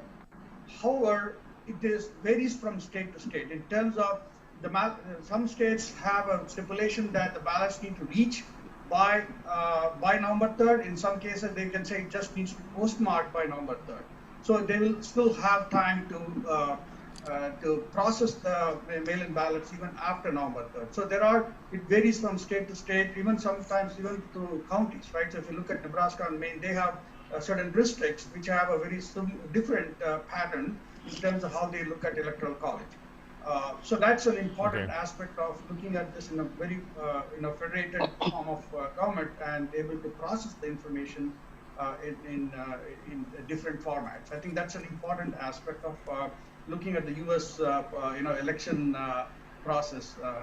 Sure. Well, certainly it is, and we will keep talking about other aspects as well. Actually, I would like to come in for a moment just to point out that yes, there are all these theoretical problems, but so far a number of states, big states, even like Texas, California, have been declared without any problem of counting the mail-in ballots. So actually there aren't any problems with counting those ballots, despite the fact that President Trump had appointed one of his friends to head the Postal Service and actually tried to slow down the processes also several months ago. But we have not heard from any state government so far that they have had a problem with the counting, and we have seen that in the big states which have already been called, there does not seem to have been any challenge or any allegation that there was a problem. So I think we have to see it as a political strategic maneuver. We cannot keep on arguing as if it is a problem of process. Okay. Yes. Okay. Okay. We'll talk about other issues as well, but let me, for the time being, go across to my colleague Anil Thomas and look at some of the data points that he's got lined up. What exactly do you have for us at this point of time, Anil? Thank you, Gautam. Let's now quickly take a look at the graphic play that's coming before you. How exactly this particular election is panning out. 270 is the magic number, 538 the number of votes that are up for grabs, 270 and beyond is the magic number that either of the candidates is looking to win. As we speak, Trump is got 213, Biden has got 224, but things looking good for the Biden camp. In the morning when we saw things not looking that solid for the Democratic Party, but slowly things picking up pace and Democrats looking solid as in this late evening they have slowly started picking up and making some ground, making at least capturing a lot of lost ground there in this particular elections and slowly making it a battle worth watching out for. Yes, indeed. But if we have to look specifically, Anil, at some of the key states that are going to make a difference, what's actually happening there? Well, when you look at the key states, especially the key states, overall, when you look at it on how things have panned out in this particular election, there were few key states that was expected. Battleground states or swing states that many would call it. There were especially 12 battleground states in this particular elections, and things didn't move in that expected fashion, especially for Trump. No pollster or no analyst predicted that Trump is out of the race, irrespective of the fact that in national as well as in state polls, Biden had a good lead of 8 to 10%. But no pollist or no analyst ever mentioned that Trump is out of the race or Trump is having a zero chance of winning. That's the big plus for Trump, and it's helped Trump immensely, especially when you look at this particular election campaign. It's the suburbs where he's managed to make great inroads, and he's managed to make a point there. When it comes to urban areas, Biden has a huge opportunity to encash on. but it is that, you know, lower half of this particular race. If you see Michigan, it's an important state, but slowly at this point of time, the way this particular state has been swinging from one end to another. But this state, Trump in the morning had roughly around 228,000 votes lead, but it's slowly shifting at this point of time back to the Biden camp. We'll have to wait and watch how this particular state goes. Remember, this state has 16 votes and 16 crucial votes in this particular election, because if Biden camp managed to win Michigan along with Wisconsin, it's going to be 26 votes there up for grabs, and 26 votes would take this past 250. So that's going to be interesting for the Biden camp, and that's what they would be looking at. Minnesota is a state that's already been taken by the Biden camp. Remember, in 2016 too, this particular state was with the Democrats. Nevada, close call still. Nevada, Biden is leading by roughly around 7,000 odd votes, but Nevada still, a Biden camp would be looking to capture it. Remember, this particular Nevada vote was also with the Democrats in 2016. North Carolina is interesting because this particular state is where Trump is leading by roughly around 76,000 votes, but not much of votes left to be counted. So Trump would be looking at getting this particular seat, and the 15 seats there, or 15 votes from this particular seat, that could be crucial in the end. Ohio, already taken by the Trump camp. This particular seat was with them in 2016. They retained Ohio along with Iowa. Both the seats there going to the Trump camp. So not much to worry when it comes to these two particular states in particular. Yes. Pennsylvania, this is going to be that tipping state, as all talked about. This is going to be the tipping state. Remember, it's still in Trump's favor, but this particular state is where the action is going to be. Remember, this particular state, the results are not going to come pretty early. We'll have to wait till Friday for the results to come in. So this is going to be interesting, but still lots of votes to be counted in this particular election, especially when it comes to Pennsylvania. And we just heard reports about Philadelphia, where counting has been stopped. So things could look interesting, and I think if it goes down to the final over, this could be the state that all would be looking for. Wisconsin, the lead is now immensely in favor of Biden. He's opened a 20,000 plus lead in this particular state, and this could be crucial. Remember, if he gets Wisconsin along with Michigan, he's got 26 votes there, and that's crucial in this particular elections where it's all going down to the wire. Right. So thanks very much, Anil, and certainly things seem to be improving for Joe Biden, especially in Wisconsin and in Michigan. In fact, as per the latest reports, he has developed about a 20,000 vote lead as well in Michigan, with 95% of the vote counted, and also about 21,000 vote lead in Wisconsin. Let's go back to our panelists. Dr. Mohan Kumar, if we look at the electors, you know, there has been some cases of faithless electors, especially when it comes so close in an election which is so close. If an elector is faithless, in the Electoral College, that can tilt things. Last time round, in fact, in 2016, 3 of Trump's electors decided to cast their vote for Colin Powell. And of course, it didn't have any impact on Trump. But, you know, things like that can happen. Yes, I think things like that can happen. But I think this election, the stakes are so high that I think everybody is sufficiently educated about it. I mean, those things happen in the normal course of things. And last time, remember, Hillary Clinton was supposed to win the election hands down.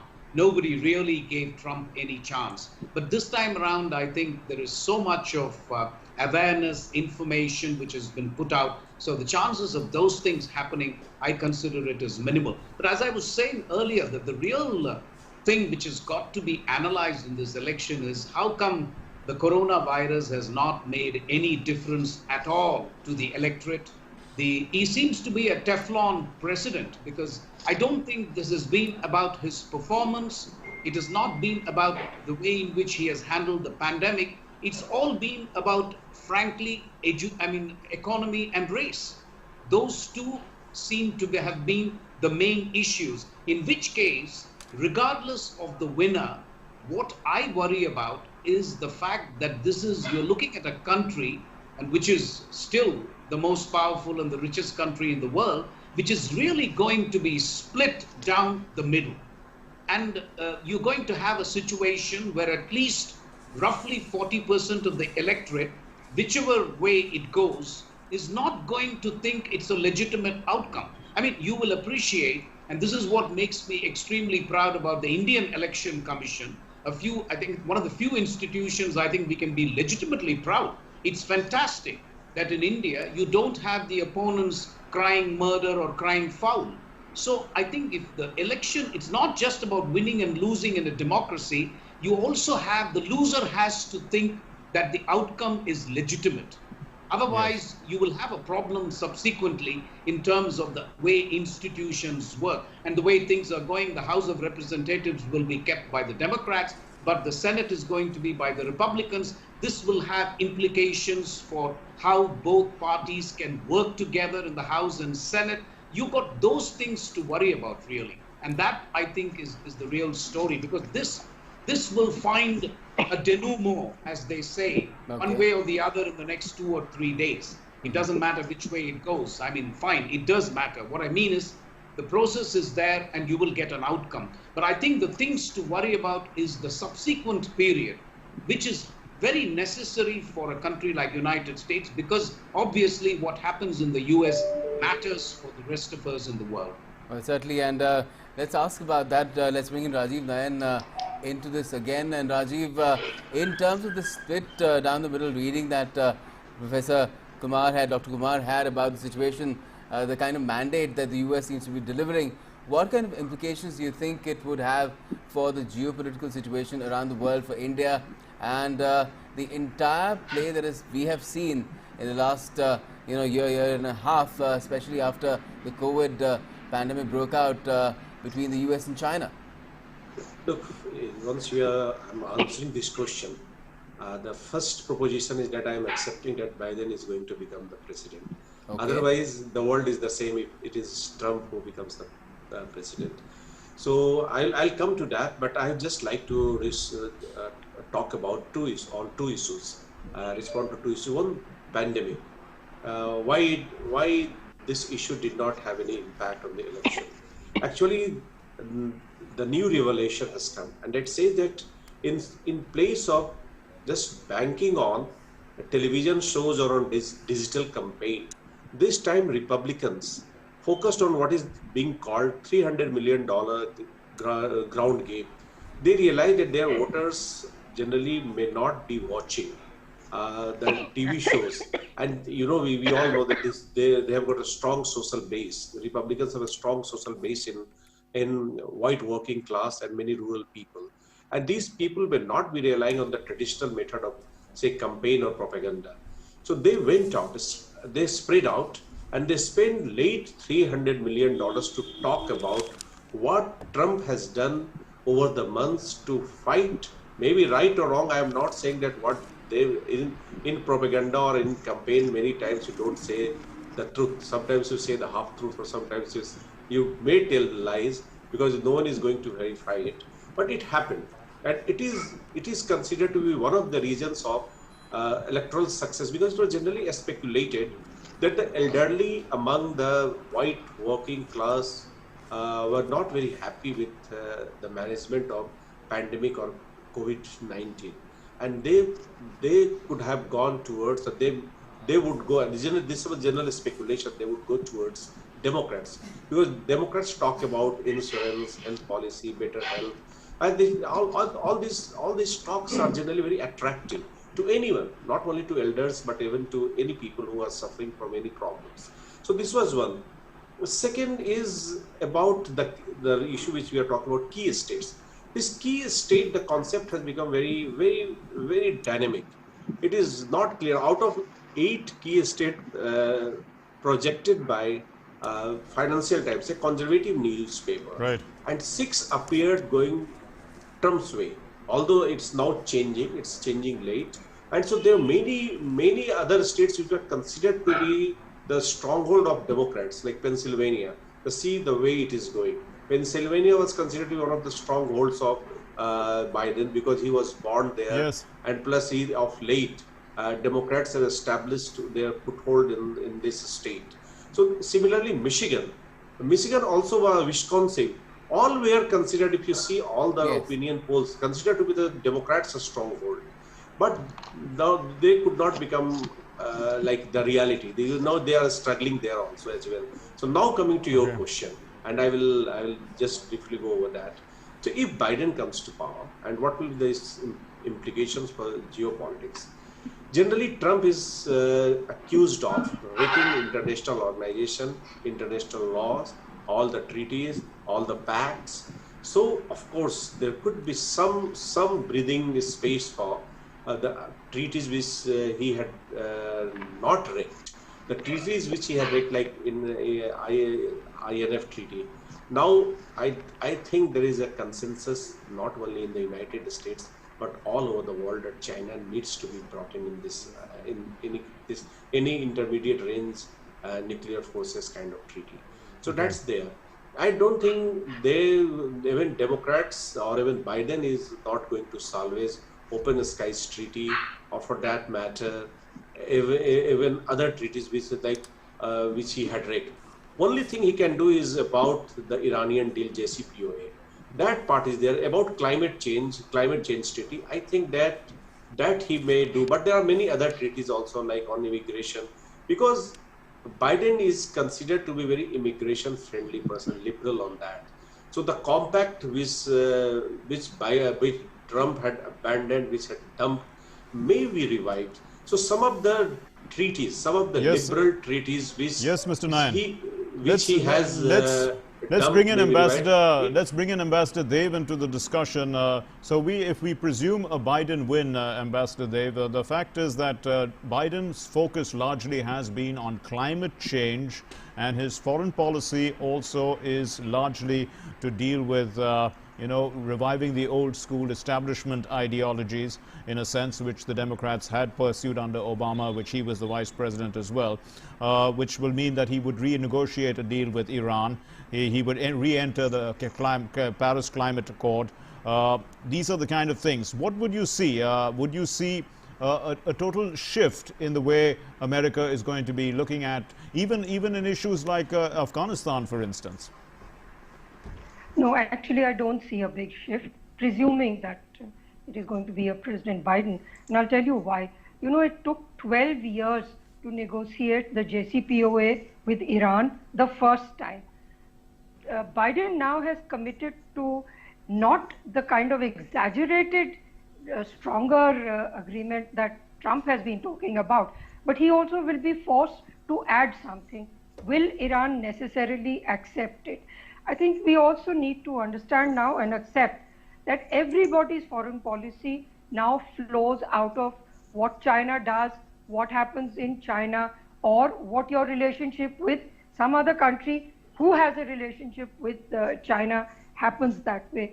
Biden has already agreed that, and his advisors have certainly said so, that many of the things that Trump did on China were actually quite right.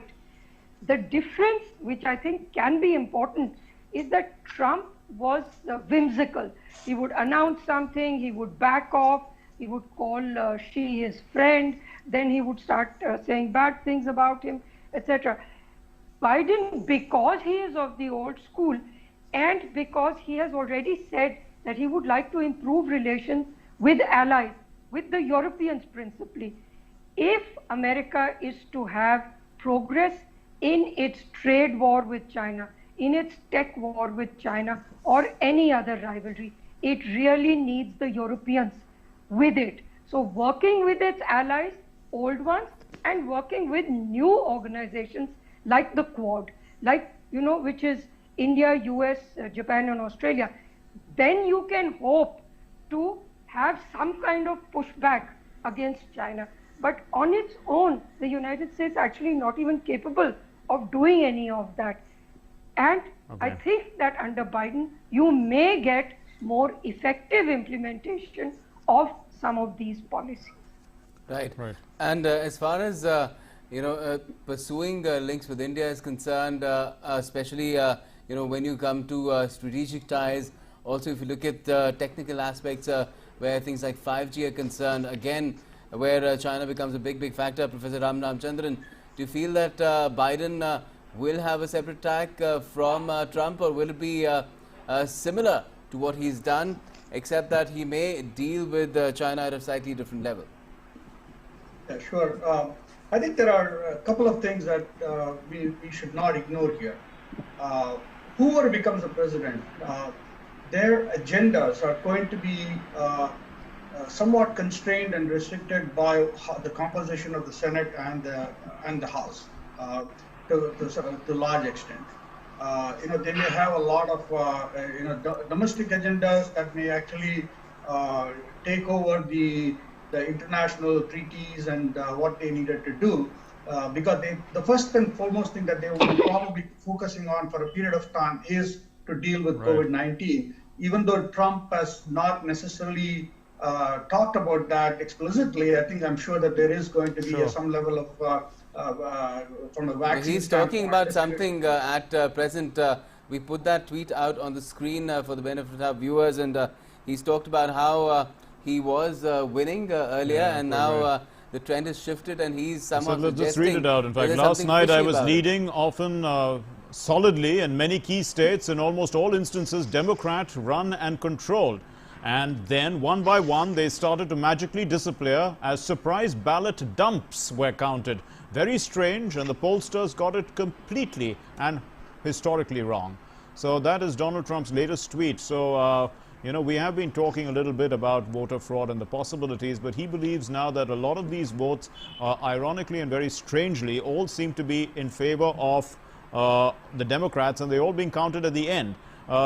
Does that suggest in some way that, even if there were mail-in votes, shouldn't there have some have been equally in favor of... And he's fired another salvo. Yes. His social media account, especially on Twitter, has been a vehicle of that in the past as well. And now he has another one. How come every time they count mail-in ballot dumps, they are so devastating in their percentage and power of destruction? So he's clearly suggesting something here. Dr. Mohan Kumar.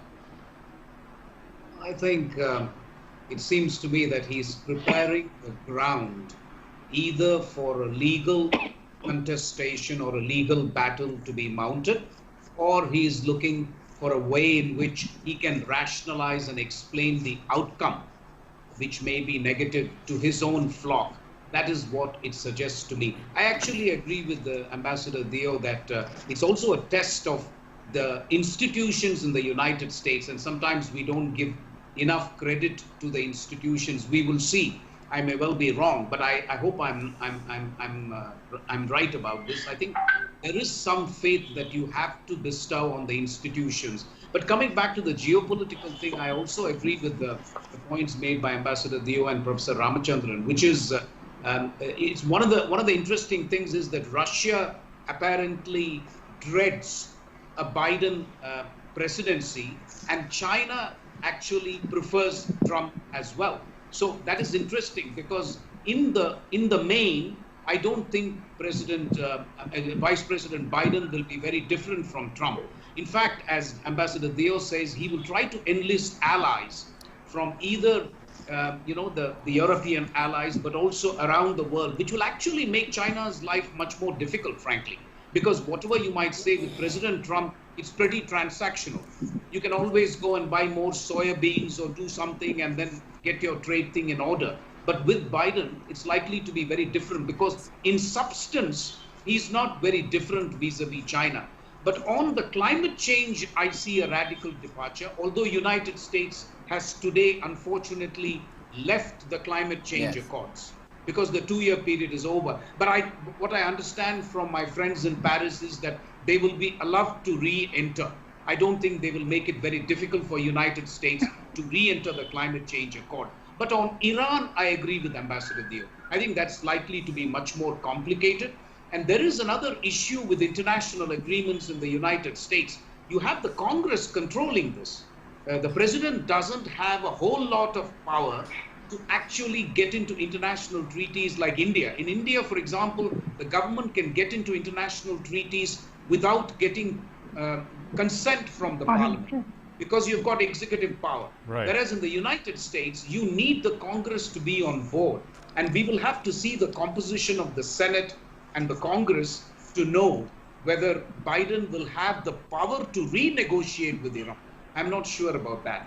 But on other issues, I think that is a even more interesting point of conversation than actually talking about the presidential race. Because whoever becomes the president, you can become a lame duck president, if the Senate isn't from the opposing party, right? I think that is an important part that one should not ignore. And like Dr. Professor Mohan Kumar mentioned, there is only so much of legislative power and executive powers that the president has got in terms of negotiating treaties, in terms of immigration policies, in terms of aids to other countries. All that is limited by what the Congress is giving them power, right? So that is another aspect that we have not touched on so far in terms of how the Senate and the House's elections are panning out. Right. And they don't seem to be doing I think they were thinking about a 51-49 Democrat. At this point in time, it doesn't seem like it is trending that way, because Susan Collins has held her position. Lindsey Graham has held her position. So there seems to be that dynamic as well in this what is happening on the presidential race. Yes, certainly. Too much of it up in the air right now, very, very uncertain. And we'll have to leave it there for you all who've joined us for the moment. We will have another set of guests joining us very soon. So thank you so much for joining us, all four of you, Ambassador Mohan Kumar, Ambassador Neelam Deo, Rajiv Nayan, as well as Professor Ram Ramachandran. Thanks for joining us for the moment. And joining us from Delaware is our correspondent Nick Harper. Nick, we are standing by for a statement from Joe Biden, but what's happening on the ground?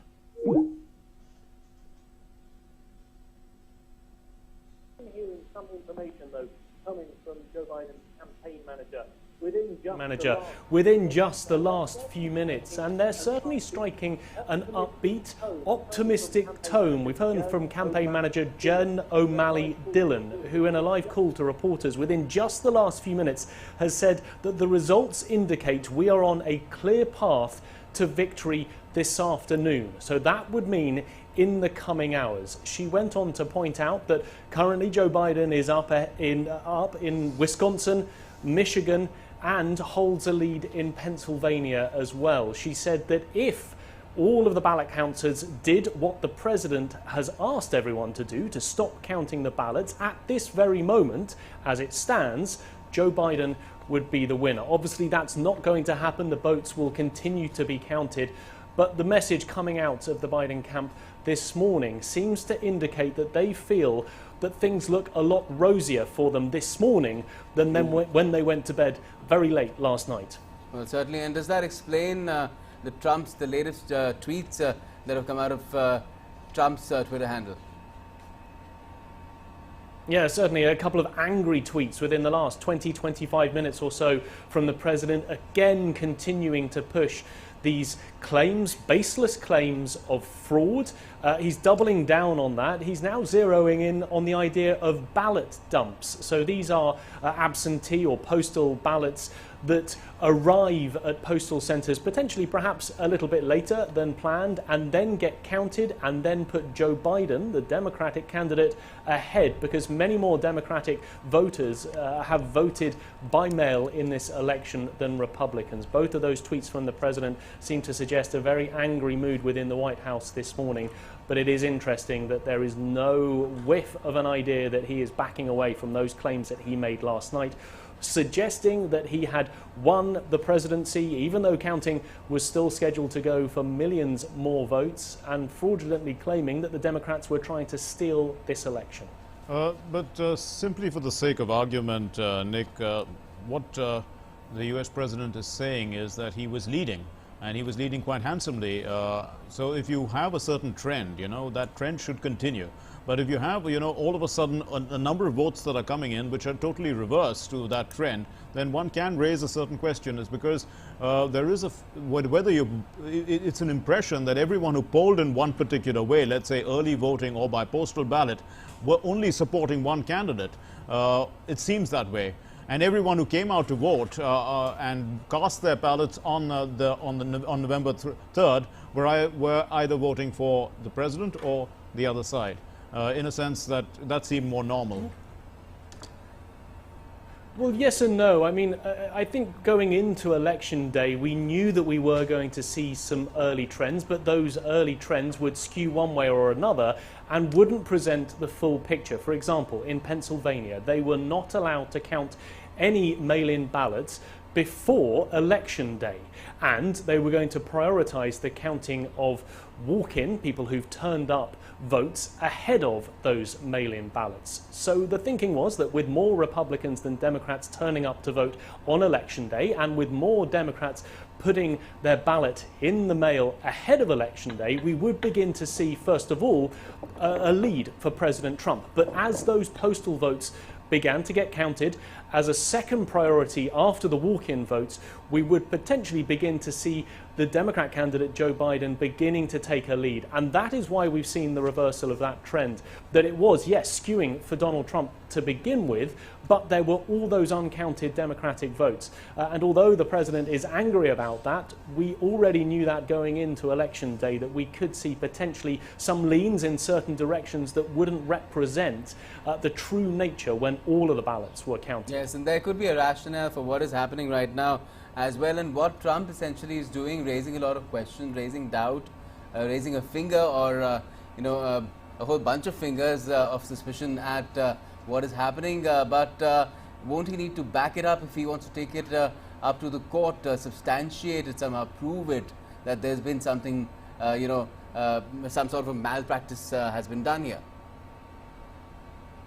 Well, absolutely. I mean, it's all very well and good for the president to say we are going to go to the Supreme Court, but yes, he needs some substantial evidence to prove why he has a case for that to happen.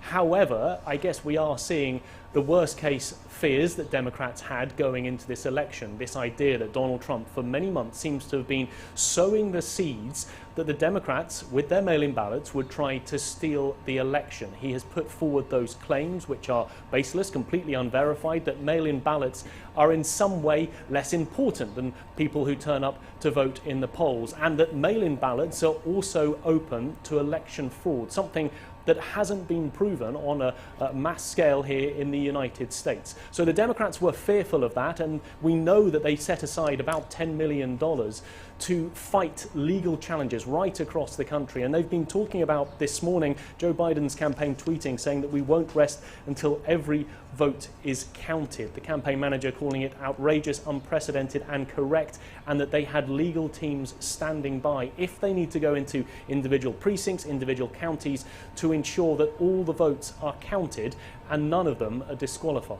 Yes, and we just put Donald Trump's Twitter feed on the screen just seconds ago, and the counters are moving on the likes and the retweets. So it seems that his tweet storm that he seems to be getting into now is really remobilizing his base, and it's not just about social media, pretty much, and pretty soon it'll be seen on the streets as well. And what kind of an impact could that have on America this Wednesday? Well, that is the other fear that Democrats have had going into this election. They say that Donald Trump, really throughout the last few months, as we've seen protests, for example, for Black Lives Matter over the summer months, they say that Donald Trump was fanning the flames, inciting violence on the streets. And they were worried that we may get to this scenario where we're potentially waiting hours, potentially waiting days for the final result to come in. And during that time, we would have a president who is fomenting trouble, who is saying things on social media or in person that would play very well to his base, who are suspicious of the Democrat motivations for counting all of the ballots, and that may lead to protests on the street, which may in turn lead to some sort of violence. We've seen the boarding up of big cities right across the US, including Philadelphia, just 30 minutes from here. The National Guard out there on the streets, worried that there may be some potential flare-ups. The hope is that won't happen, but the Democrats will be looking at the president and saying that with tweets like these that are unverified, that are baseless, that he is continuing to stir that pot of potential trouble.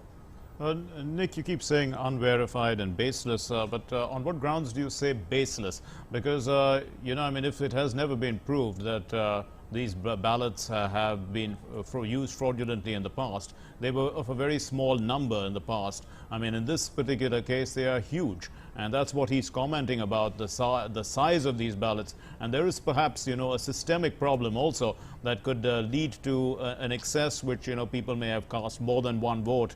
These are just, or is that entirely, why is it not a possibility is what I'm trying to ask. Is it absolutely clear? Is it a foolproof system?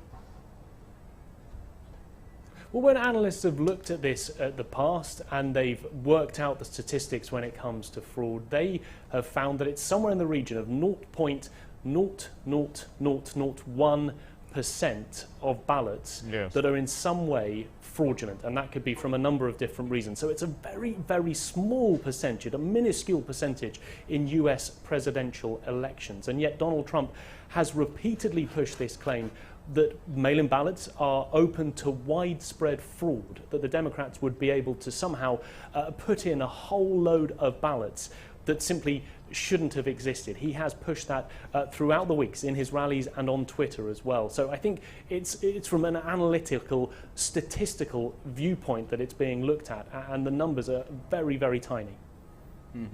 Or maybe he's hinting at some other sort of interference, foreign interference, that was an issue in 2016 as well, although at that time it was said that there was foreign interference in his favor, and that again that entire issue couldn't be proven at all. There was no collusion that was found, and as far as we know now, nothing has come out of it. No, there has been no suggestion as to this election, but there was fear going into it. Some of his own intelligence chiefs were looking at the possibility of interference from Iran or Russia. From what we're seeing so far today, there doesn't seem to be any major suggestion that there has been interference in this election this time around. Thanks very much for being with us, Nick, joining us from Delaware. Moving on then, let's introduce you to our panel of guests. We have Pinak Ranjan Chakrabarti, former Secretary Economic Relations in the Ministry of External Affairs. We have Michael Davis, who's a scholar on international relations, the Weatherhead East Asia Institute, Columbia University. And we're also joined by Yashwant Raj, he's a senior journalist, and also Preeti Upara. She's a geopolitical expert and an Indian who's there in America. First, if I could come to you, Master Pinak Ranjan Chakrabarti, the entire situation as it's developing right now, do you feel that we will get to a situation where this will finally end up in courts, and then it might take even longer than what was being anticipated earlier in terms of completing the count? Well, I think if the count is completed and there is a clear winner that emerges, that would naturally be the preferred option. Any one of them can get to 270 and be declared the next president. But if it happens that that there is a challenge mounted to all this, even to the result, then I think it gets far more complicated. And I think then finally the courts will have to rule. If you remember the Bush versus Al Gore, contest that took place, there were paper ballots, and the Chad issue had come in, that whether the Chads had been sort of perforated properly, and so whether the ballot was therefore valid or invalid. It had gone to the, I think, Supreme Court, and they had ruled on it. But anyway, that election went in favor of George Bush. But I think what could happen here again is that it all depends on where it's heading after the counting. But I am doubtful that that President Trump can mount another legal challenge to the process of counting. I'm not sure whether that can be done or will be agreed to by the court. I think there has been some challenges mounted even before the election as to the process followed by, let's say, Pennsylvania, and I don't think the court could give a very clear decision on it, or it was tied or something, and so there was nothing done to change that process. Now, it's all a complicated business because the US is a federal country and the states have these powers to do, set their own rules, etc. It's quite different, and unlike India, where the Election Commission lays down the rules and everybody in India has to follow it, and there is no second, charter of rules, etc. So I think it's complicated in the US because of its long history as a democracy and how they had, how they went into this electoral college business. And it continues because there is no consensus in, of course, getting rid of it, and which would be the good thing actually, because the the candidates can go for the popular vote, and whoever wins the popular vote can be declared, which is normally the case in other presidential forms of election. But there it is. I mean, this is the United States of America with its own complicated system, and I think they will have to sort it out themselves, or the courts will have to sort it out. Mr. Yashwant Raj, what would you think? Do you think that the U.S. system of election needs to be changed? Perhaps go for the popular vote, because they look at it more perhaps like a tennis match where perhaps one party can win many more points, but he has to win the sets in the end to win the match. So here you have to win the states to win the election, even if you have won overall many less votes. Yes, thanks for having me. Yes, there is a very active debate happening here in this country, and for a long time, and it got, it became a major issue again in 2016 when Hillary Clinton, she won the popular vote by almost 3 million votes. Yes. And yet it was President Trump who won the presidency with the electoral college vote. So there is this whole idea about whether they should switch to popular vote. And what also happens additionally is that most of these polls that tend to come before the polling actually, they are all, they measure the national mood. And a few of them also do a deep dive into background states, but the national polls tend to reflect the mood of the country. But when it's actually the electoral college votes that decide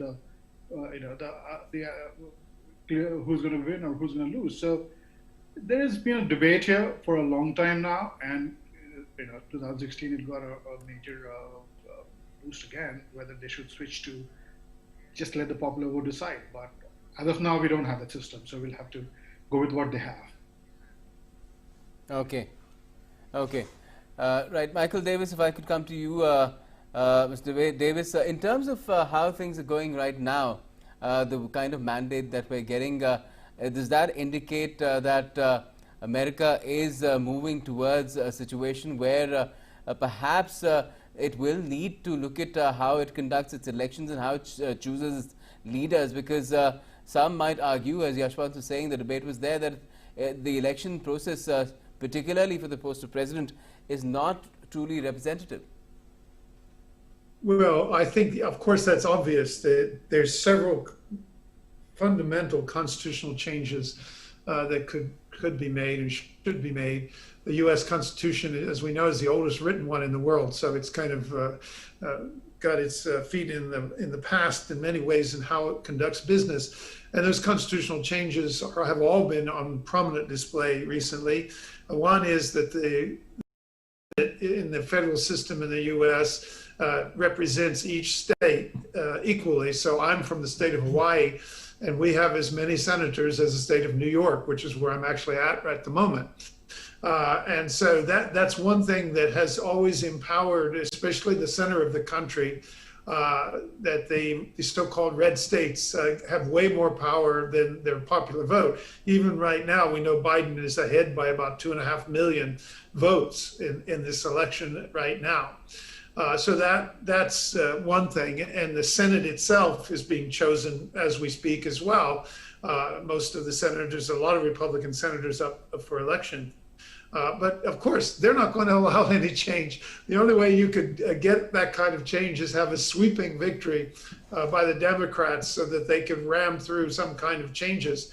Even the point that was most recently a big contentious point, the appointment of a Supreme Court justice, and the way it's done politically in the U.S. I know India struggles over how it appoints its judges as well. But the appointment of the Supreme Court justice is controlled by the Senate.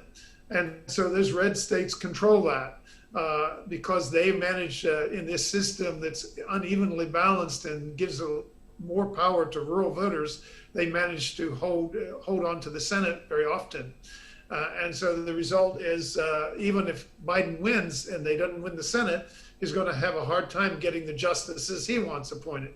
So the reason for reforming that is great. So these are two federalism points that are important. And then, of course, this electoral college makes virtually no sense at all. But what it does in a country like the United States, where progressives and Democrats are on the borders of the country or in the big cities, is it gives rural America perhaps a more pronounced voice in American politics. And again, those people who would have to make the kinds of reforms. In India, the parliament on its own can amend the constitution. Yeah. And of course, India's had about 100 amendments. But in the US, the constitution is very rigid. So while virtually anybody, even probably the Republicans, if they were honest, could recognize the system is very undemocratic in some ways, I don't think there's going to be any chance of changing it. And certainly now, I mean, Democrats were hoping, based on polls, that Biden might have a sweeping victory and drag in a few senators along with it. But as it turns out, it's turned out to be a squeaker.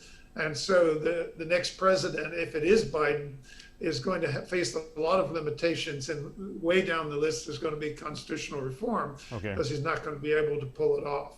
Mr. Pala, if we have to look at trying to bring about change from the people, that's how democracy works. But you have in the US, you have this establishment, and in fact, Joe Biden is an establishment man, and Donald Trump is not an establishment man. So he was the one who was supposed to be disruptionist and change everything, and perhaps he did it in his own way. But to bring about changes that would have to be, we would have to require something like that to happen. Do you think that the US system allows that kind of change, or people have to come in through the establishment? Well, firstly, namaste, and thank you for having me. It's a pleasure to be on your show. Yes, I think America needs reform on so many levels, from immigration all the way to their electoral process. It's tricky because on any given day, the electoral college could benefit one party or the other, and it has, I think, over the course of several decades.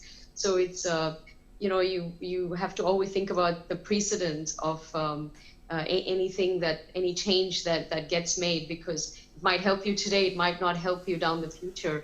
So change definitely, obviously, occurs firstly in the person themselves, and then that projects onto society, states, and then the nation. I mean, one point I do want to say, I mean, it might be time for America to really get on with the EVMs, electoral voting machines, which, by the way, in India we use. That's a country of 1 billion people who vote, and they use it, and it's surprisingly hack-proof in many ways. Although I wouldn't, I don't know how that would go down in America. I think they need to make sure they get the right machines from the right nation. You might want to avoid a few providers. But yes, it's tricky because the Democratic Party always wants to talk about change and power to the people, and yet the person that they put up is as establishment as it gets, and that's the person that they've also come out and voted for. And there's quite a fraction of the DNC, the Democratic Party itself, that the burners and the real sort of the progressives who are not thrilled with this. So there's a divide already. I think there needs to be some soul searching done for both parties and for the country as well once this election is finally over. I think as a country we need to come together and ask ourselves what's not working within us and the system. Certainly, that would be one area that you mentioned, Preeti, that India and America could cooperate on, perhaps managing of elections and conduct of elections. And Yashwant, in terms of exploring that possibility and many others, perhaps, in terms of how India and America could move forward together, it's already been on an upward trend, the last decade or so. But during the Trump reign, it was even better, the kind of ties, the way that they have progressed in the strategic sphere. Do you think that will stay the course, regardless of who would come up out of this particular contest? Yes, thanks so much, Gaurav, for the question. A very senior U.S. State Department official was in India recently, and on the way back, he did a press conference in which he said that the relationship enjoys widespread bipartisan support in the U.S. and every subsequent administration has only improved it, and they kind of build on each other. And so, there was President Bush, during whose time India and the U.S. signed the nuclear deal, which remains the set a very high standard for the relationship. And then President Obama, first U.S. president to visit India twice during his term, and then also the Republic Day parade, chief guest, etc. And then President Trump, his personal equation relationship with Prime Minister Modi, then the Houston Howdy Modi event, and Namaste Trump in Ahmedabad. And each administration improves in the previous one, and each administration also has had its own problems. Like during President Trump's time, we've had, you've seen trade tensions rise to unprecedented levels with, GSP, the Generalized System of Preferences being suspended, etc. So, but again, every administration has built on the previous administration's work, and it's only kind of improved. So there is bipartisan support for the relationship, and people in India, officials in India and the US agree that, it will only grow. And as things change in the world, the relationship will only grow. It's safe in the hands of the next president, whoever it is. Right. Michael Davis, how would you look at Biden presidency in terms of a shift in policy? Because, well, as India is concerned, it enjoys bipartisan support, but when somebody wants to change a president and vote someone out, they want change, obviously. And when we look at Biden, he's come in perhaps because of the health care, the aspect that people were afraid of COVID and the possible bad management of COVID by the Trump administration. So assuming that Biden takes charge, what do you think would be his key priorities? Well, I think one of them, of course, domestic policies are all what politics are about, and in campaigns, that's to be emphasized. But Biden spent years on the Senate Foreign Relations Committee. He's very much an experienced person in dealing with international relations. And he's made very clear his chief objection to Trump is like the lone cowboy in international relations. He makes a lot of noise and he says things. In fact, it's interesting. Recently, people were doing opinion polls in China and Hong Kong and finding that Trump was more popular than Biden with more dissident people in those societies, because they thought he really, would push China and attack China and everything. And of course, if you're an activist in these places, you like someone who makes life hard for Beijing. Yes. But in fact, all Trump does in many ways is talk. I think the big thing you would see with Biden is the standard Democratic Party approach would be more multilateralism. So the allies, the U.S., when Trump won his election, the first thing he did was abandon TPP, mostly just because it had Obama's name on it, which is probably why he also wants to abandon the health care law that exists, because it's called Obamacare. So he personalizes these things. He's not been successful at abandoning that, but he did dump TPP. And then he goes on and he wants to create pressures on China regarding trade, but he's alienated his allies in that project because he's not approached it in a multilateral way. In fact, the one trade agreement where he had everyone except China and Asia on board, he abandoned it. So I would expect, that because of labor support for the Democratic Party, they may not, Biden has not emphasized that in his campaign, but I would expect U.S. would go back into TPP after the election because there's a consensus across the aisle in the U.S. between the two parties that the relationship with China has not been successful and that they should be tough on China. So I would expect less bombastic from Biden, but maybe more working with his allies and trying to repair the damage in international relations left behind by Trump. some people worry that that will mean that he will be too easily manipulated by China, that China's, even my colleague, I visit as a professor at the Jindal Global University, and my colleague Shireen Challa has worried about that, has mentioned that at least, that that Chinese would know how to play the Democrats a bit more. I'm not too worried about it because I think I've spent a lot of time in Washington, and I think there's a general consensus that the old vision of how to get along with China and that China would someday reform was failed. And so I would expect this more of a multilateral approach. I don't think they're going to abandon all the Trump initiatives when it comes to trying to pressure China on technology transfers and things of this nature.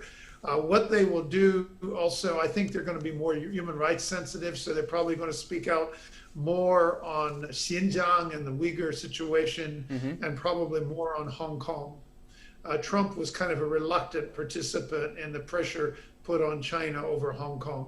Okay, let's bring in Ambassador Chakrabarti again into this. And Ambassador Chakrabarti, if it is still, although right now it seems that Biden has got some wind in his sails, but if it's still Trump, do you feel that it will be much of the same? He will continue with his striding stance against China and so many other global issues as well, or his second term he can ratchet it up further, or maybe some are saying that he might use the opportunity to strike a deal with China as well and on some other fronts?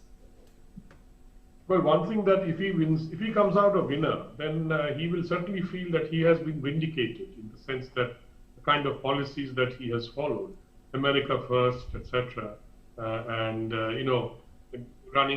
going away from all the multilateral deals, JCPOA, TPP, the Atlantic, trade deal, etc., and the climate change agreement, the Paris agreement. So I think he might say that, look, I am vindicated. I have won. The people of my country or the people of America have voted me back to power, which means they support my policies, the kind of policies I have followed. So he might continue along the same line, making adjustments where necessary. I am not so sure whether he is going to use, he might use the pressure on China to do a deal, because I think the corporate sector and the business lobby, American business lobby, has profited enormously by the shift of manufacturing to China.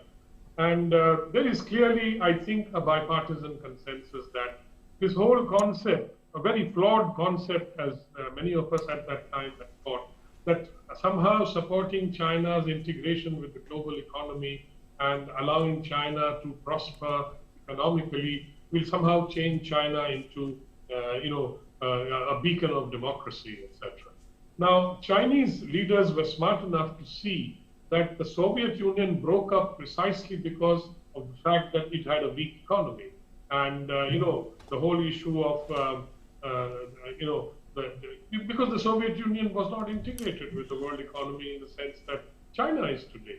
And China is a large economy, probably as large as the United States in another few years.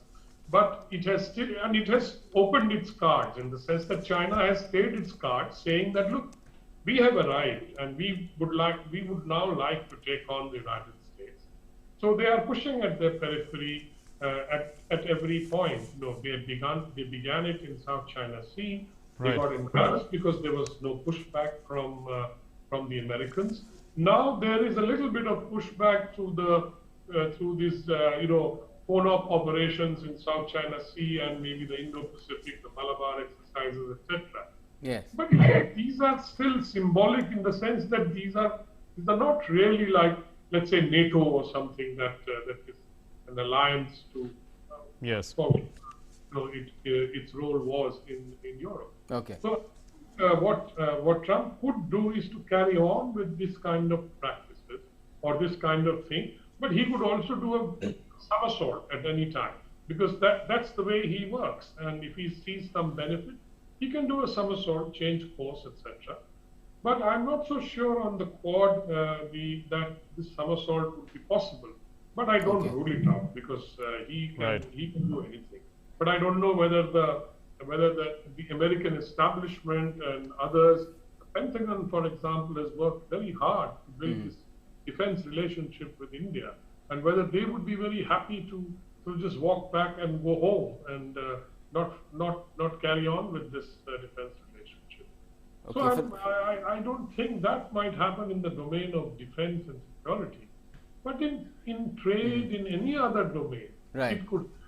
Sure. Well, for now, uncertainty seems to be the operative word right now, and to just extend this further, if you look at the possibility of even a tie, let's try and explore that as well. Now, what if there's a tie? Let's bring up certain scenarios for you, if we could have that on the screen as well. And those scenarios really speak to the fact that there could be two of them broadly, and that is when Biden wins all the states that Hillary Clinton won in 2016. That is a given as far as those scenarios are concerned. That is something that is emerging as well, it seems, at this stage. In fact, that has emerged, in fact, and Biden has also taken one of the states, Arizona, which was won had by gone to Trump. Yeah. He's wrestled it back. And further on, if you look at what could really happen, is Biden also gains Michigan, Wisconsin, and Arizona. Which is already happened, yes. Happened. And the other scenario there, again, the presumption is that he gets all the states won by Hillary Clinton, and he's added on to that as well.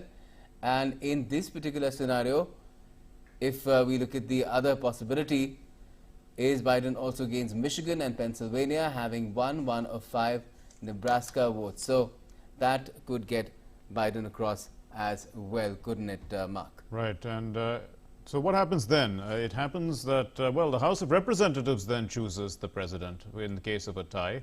And each state delegation in House will have 1 vote.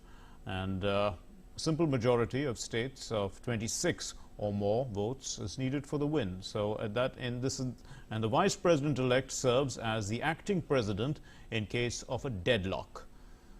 So the House has to keep voting till the deadlock is broken, and the Senate chooses the vice president by a simple majority. So this is the case in case of a tie. And if the Senate also gets deadlocked, then the Presidential Succession Act comes into play, and the House Speaker.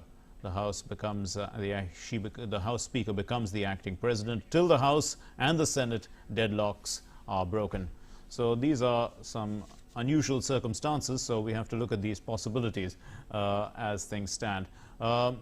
Yashwant Raj, we are looking at India-U.S. relations, which we said has had bipartisan support. But some would think that even though it has had bipartisan support, and the Democrats have said that they do support India, but they are far more liberal in their views. And perhaps the immigration policy is something that India may benefit from. But otherwise, what do you think? Do you think that really the Democrats have done enough for Indian business interests abroad, for perhaps India's emergence as a greater power in the world, perhaps more support in the UN Security Council for one, or on the international stage itself? Yes, sir. Again, let me go back to President Obama's tenure. If you remember, he declared U.S. support for India's claim to a UN Security Council permanent position during his visit to India in 2012, if you remember. And U.S. became the first T5 country to come out in support of India's claim to a U.S. seat. So that is a big, big plus. And then it was again President Obama's tenure when India was declared a major defense partner, which essentially which allows India to buy sensitive defense technology from the U.S. and stuff. So again, I go back to my point about India enjoying bipartisan support. I mean, every president will have some pet peeves and pet favorite subjects and things that they will push. But by and large, the relationship enjoys bipartisan support, and not only just in the executive, but also among lawmakers. And there might be a few hearings at which India comes in for criticism on some issues, but again, we need to look at the broader relationship, which has had kind of very, very wide support and broad support in the US. So it would be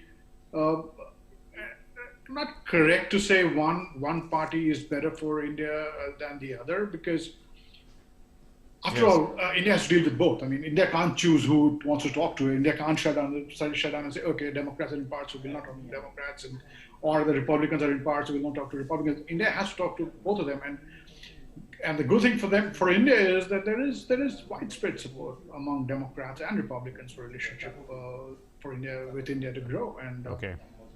Certainly, the other factor, Preeti Uppala, if I could come to you, is the Indian American community there, and we've seen how things have evolved there as well in terms of changing preferences, the shifting preference from mostly Democratic support to some Republican now as well. We've seen that happening. I'm told that Preeti is not with us at the moment. If I could come to you, Ambassador Chakrabarti, on that, how much of that has been a factor as far as these elections are concerned? Do you think that is something that may be tilting the balance here as well? Is this for me? I was told that you're not with us. Go ahead, Preeti. I'm with you. Can I take the question? Yes, Please, go ahead. Go ahead. Okay, sorry, because I was this is the India-US relationship is a speciality of mine, so I keep hearing people talk about it. I'm like, I just wanted to chip in. Look, recently with what's happened with the Quad, the 2+2 dialogues, as well as the $20 billion defense trade deal between the US and India, that's an extraordinary step, I think, historic in many ways. I feel that this present administration has done more, I would say, than its counterparts in the past to really strengthen the relationship with India. And I think they really do view, they look at a common threat and they get that. And I think, when Secretary Mike Pompeo and Mark Esper, when they visit India, they're very clear on what's going on in the Indo-Pacific and that they're going to back India. And I do take their word for it. They're obviously putting their money where their mouth is. And obviously a different administration, it would be hard to completely back out of all of that, because I think that the way that the two countries are bound up, thankfully, you can't just escape from that. But I would hate to see the Quad turn into a trio, if you know what I mean. I think as far as the community goes, yes, there has been a shift.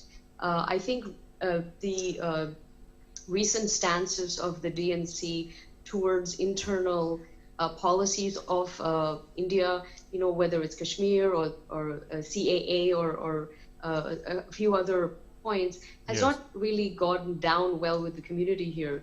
They have felt that the DNC has been a little antagonistic towards India, the government of India, and in a way, the Indian American community themselves. I think they've personalized it a lot, and I have seen, a lot of people who've made the shift to center or even right. And I think the DNC is going to lose a lot more Indian voters if they continue that. They can't sort of keep doubling down on that because they have strong lobbies on the other side and they want to pander to a certain vote block, which seems to be happening. I think there's, that's a dangerous path, and I don't think anybody wants to go down that track. So I hope that whichever administration comes in, that they continue this relationship, because I think for the next half century, the India-US a global strategic alliance is going to be the most important one moving forward. And post-COVID, nobody wants a world that's run by China. This is for sure, which puts India actually in a very good position. Certainly, I'm sure neither of the administrations, whichever one comes in, and strengthen that. Whichever one comes in will allow that, Mark. Yes, indeed. We'd like to thank Yashwant Raj for joining us. Thanks very much. We understood you had only a little time with us, but we've extended that a little longer than you had given us. Thanks very much for being with us. Thank you so much. And we're also joined by Kate Fisher, who joins us from Washington, D.C. now with an update from there. Kate, so the situation is quite... it's interesting in some ways, but it's also quite frightening when one looks at the possibilities of you know, a lengthy battle in court, and also concerns about let's say what's going to happen in case one party decides to take to the streets. So what give us the sense of the ground situation? Well, there is a lot of bluster from both sides at the moment, especially Donald Trump's camp. He is still in the White House behind me here, strategizing with his team about how they are going to deal with the current situation, which is still hugely unclear from a national perspective. He's just completed, or his campaign team has just completed a call to journalists talking about how they're feeling at the moment, and the upshot is that is very confident, very bullish, saying that we are in a very, very, very good position, suggesting that Donald Trump is on course to win Pennsylvania, they say, by 40,000 votes. That's their projection. Of course, there's still more than 1 million votes to be counted in that state, and they have 3 extra days after polling day to do so. That's something that Donald Trump has been railing against. Last night at the White House, we heard him say that he believed he was victorious, even though those votes are yet to be counted. He's continuing, his campaign is continuing with that very confident approach this morning, even though there are signs that in certain states the needle, as they say, is starting to tip towards Joe Biden, as those postal votes and early votes that came in before the official polling day are counted up. Yeah, certainly. And Kate, at this time, at this point of time, a lot of these tweets that are being put out by Donald Trump, or some of the retweets that he's been doing, are also being removed by Twitter, as some or all of it could be misleading. So that again is a dimension.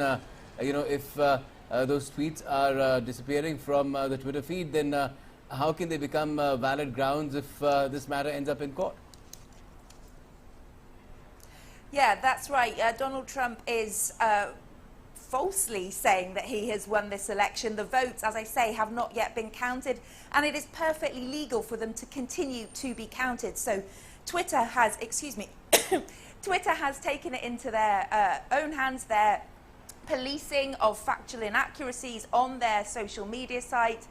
They have said that these tweets are not correct because all the votes have not yet been counted, and that is the law in this country, so they've removed them. For example, Donald Trump was saying just within the last hour on Twitter that last night I was leading often solidly in many key states.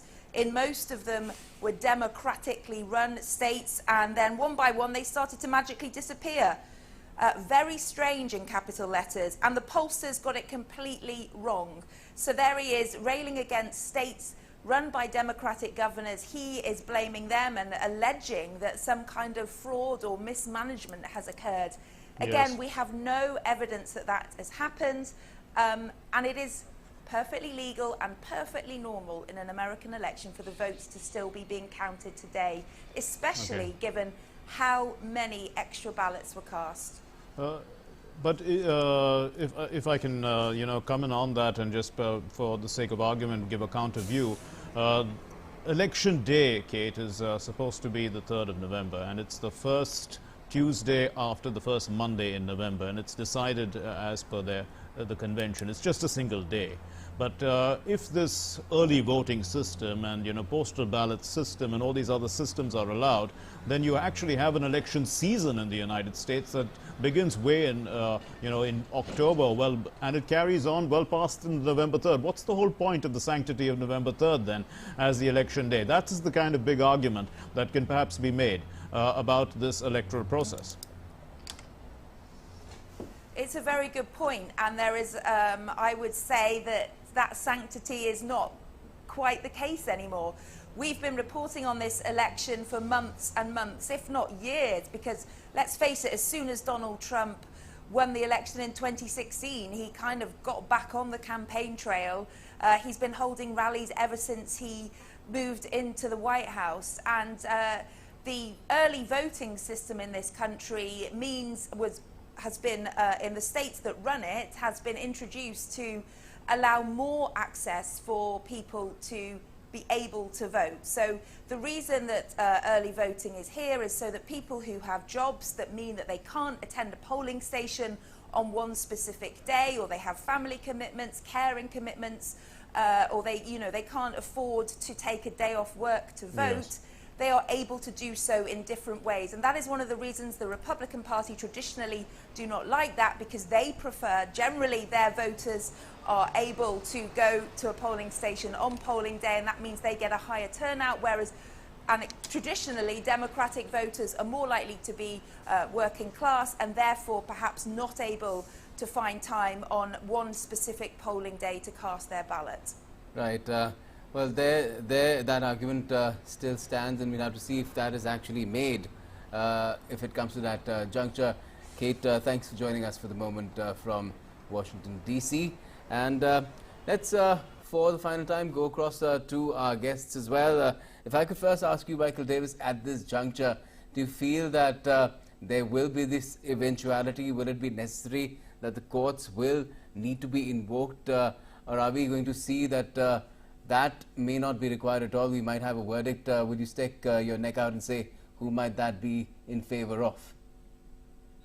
Well, it looks now like the situation is leaning heavily towards Biden, because if you look at Nevada and Arizona, it's very close, but the reportage I've heard is most of the votes that are missing, that they're waiting for, these mail-in votes, and the Democrats have been using that method of voting more than the Republicans, in part because Trump attacked it. So the Republican, the loyal Trump supporters were discouraged from using that method.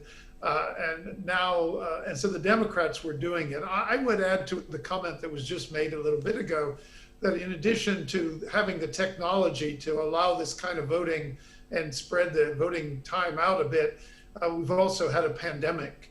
Yes. So the idea that voters would vote online or through the mail is a way to avoid having people violate the social distancing rules. So I'm here in New York City, and I saw lines stretching way around the blocks, several blocks of people voting early even. So I think a lot of this is absolutely justified this year, but like a lot of things this year, once you start figuring out you can do these things, for example, I teach 2 courses in Hong Kong from New York City via Zoom. Once you figure out you can do these things, it becomes part of the norm. And so I think some of this will be left with us long after the pandemic is gone. But I think that pandemic is very much at play here, and it's difficult to attack the idea that people would use mail-in voting in this particular time. So that's one thing. But on the who's going to win, I think in Michigan and Wisconsin, again, the same results suggest. So quite frankly, it appears that even if Biden doesn't take Pennsylvania, takes Michigan, Wisconsin, Arizona, Nevada, and Maine, that he'll have 271 electoral votes and win the election. So yes. The tendency is certainly leaning in Biden's way, although not guaranteed, because you can't be sure those last votes that are being counted are, as we have experienced so far, leaning towards the Democrats. Right, and Pinak Ranjan Chakrabarti, people were commenting about the age of the candidates involved. Would you see that, in either case, causing a bit of a concern to the way things are going to be handled in world affairs? Because we've seen presidents of, let's say, the age group of late 40s to early 50s have been rather efficient in running their affairs in terms of their enthusiasm. Well, both are in their 70s, and I think they're separated by 4 or 5 years at best, I think. And if you look at their age, then there's nothing much to choose from. In fact, when I look at television, I find Biden more sprightly, leaner than Mr. Trump. And clearly he walks or does some exercise, which President Trump probably doesn't. And so I think, I don't think age is going to be too much of a factor.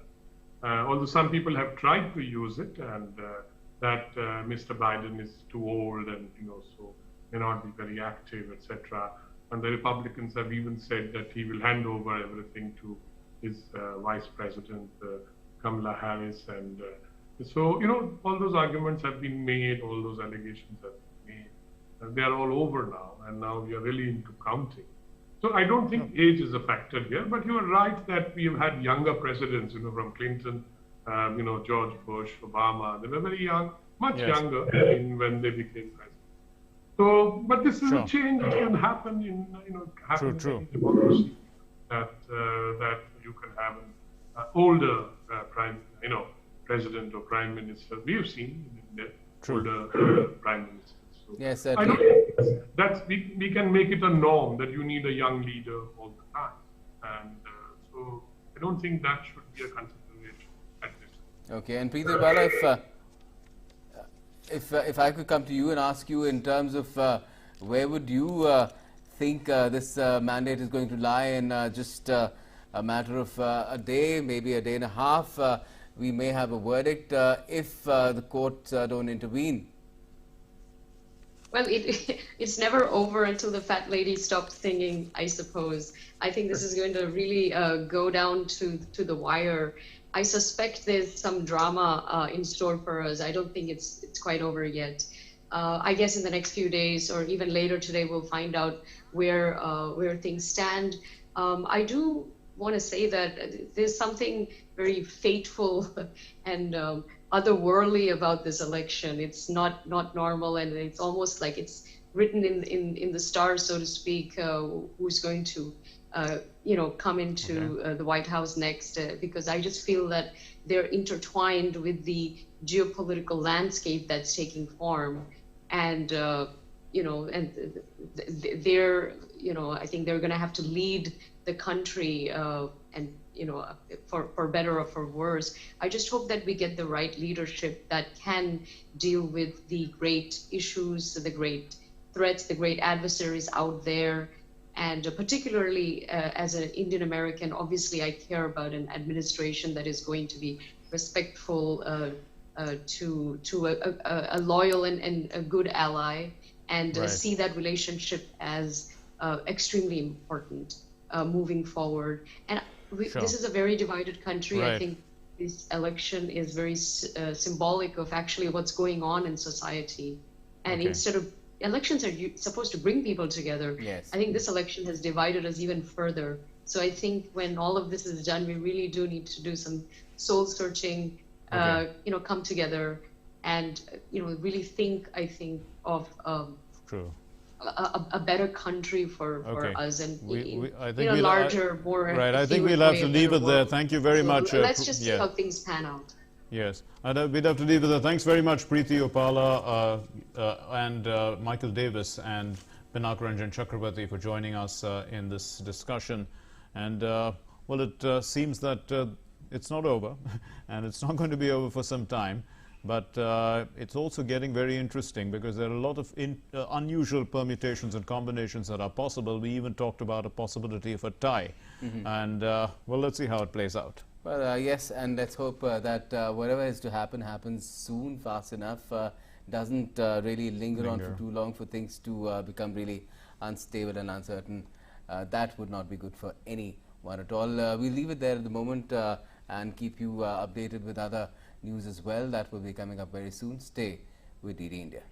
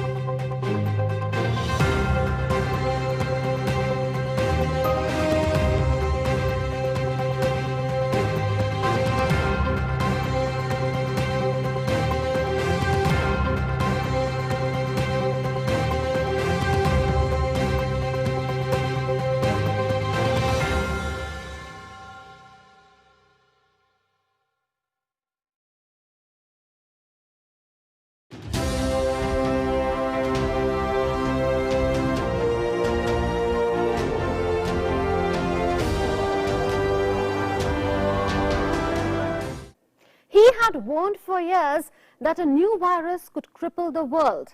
His predictions came true with the COVID-19 pandemic. And now his focus is on solutions with global collaboration. Our guest today is the co-founder of Microsoft and the co-chair of the Bill and Melinda Gates Foundation, Bill Gates. Welcome, Bill Gates, to Doordarshan. Thank you. When you said in 2015 that your biggest fear is an epidemic, what signs were you reading? Well, a respiratory virus can spread very quickly, and we travel so much now that even compared to 100 years ago, which was the last time we had a global pandemic, this would spread much faster. And so I was worried that the governments of the world weren't thinking about this, hadn't really practiced how they would quickly find the cases and try and avoid this exponential spread. Some investments were made, including India and others joined a thing called CEPI, but not enough preparation was made for this terrible pandemic. You didn't imagine it to be as deadly as this has proven to be, isn't it? Well, this pandemic could be worse. As bad as it is, the fatality rate could be far higher. The thing that in my 2015 talk I underestimated was the economic damage. I, at that point, said $3 trillion, and thought, wow, that's a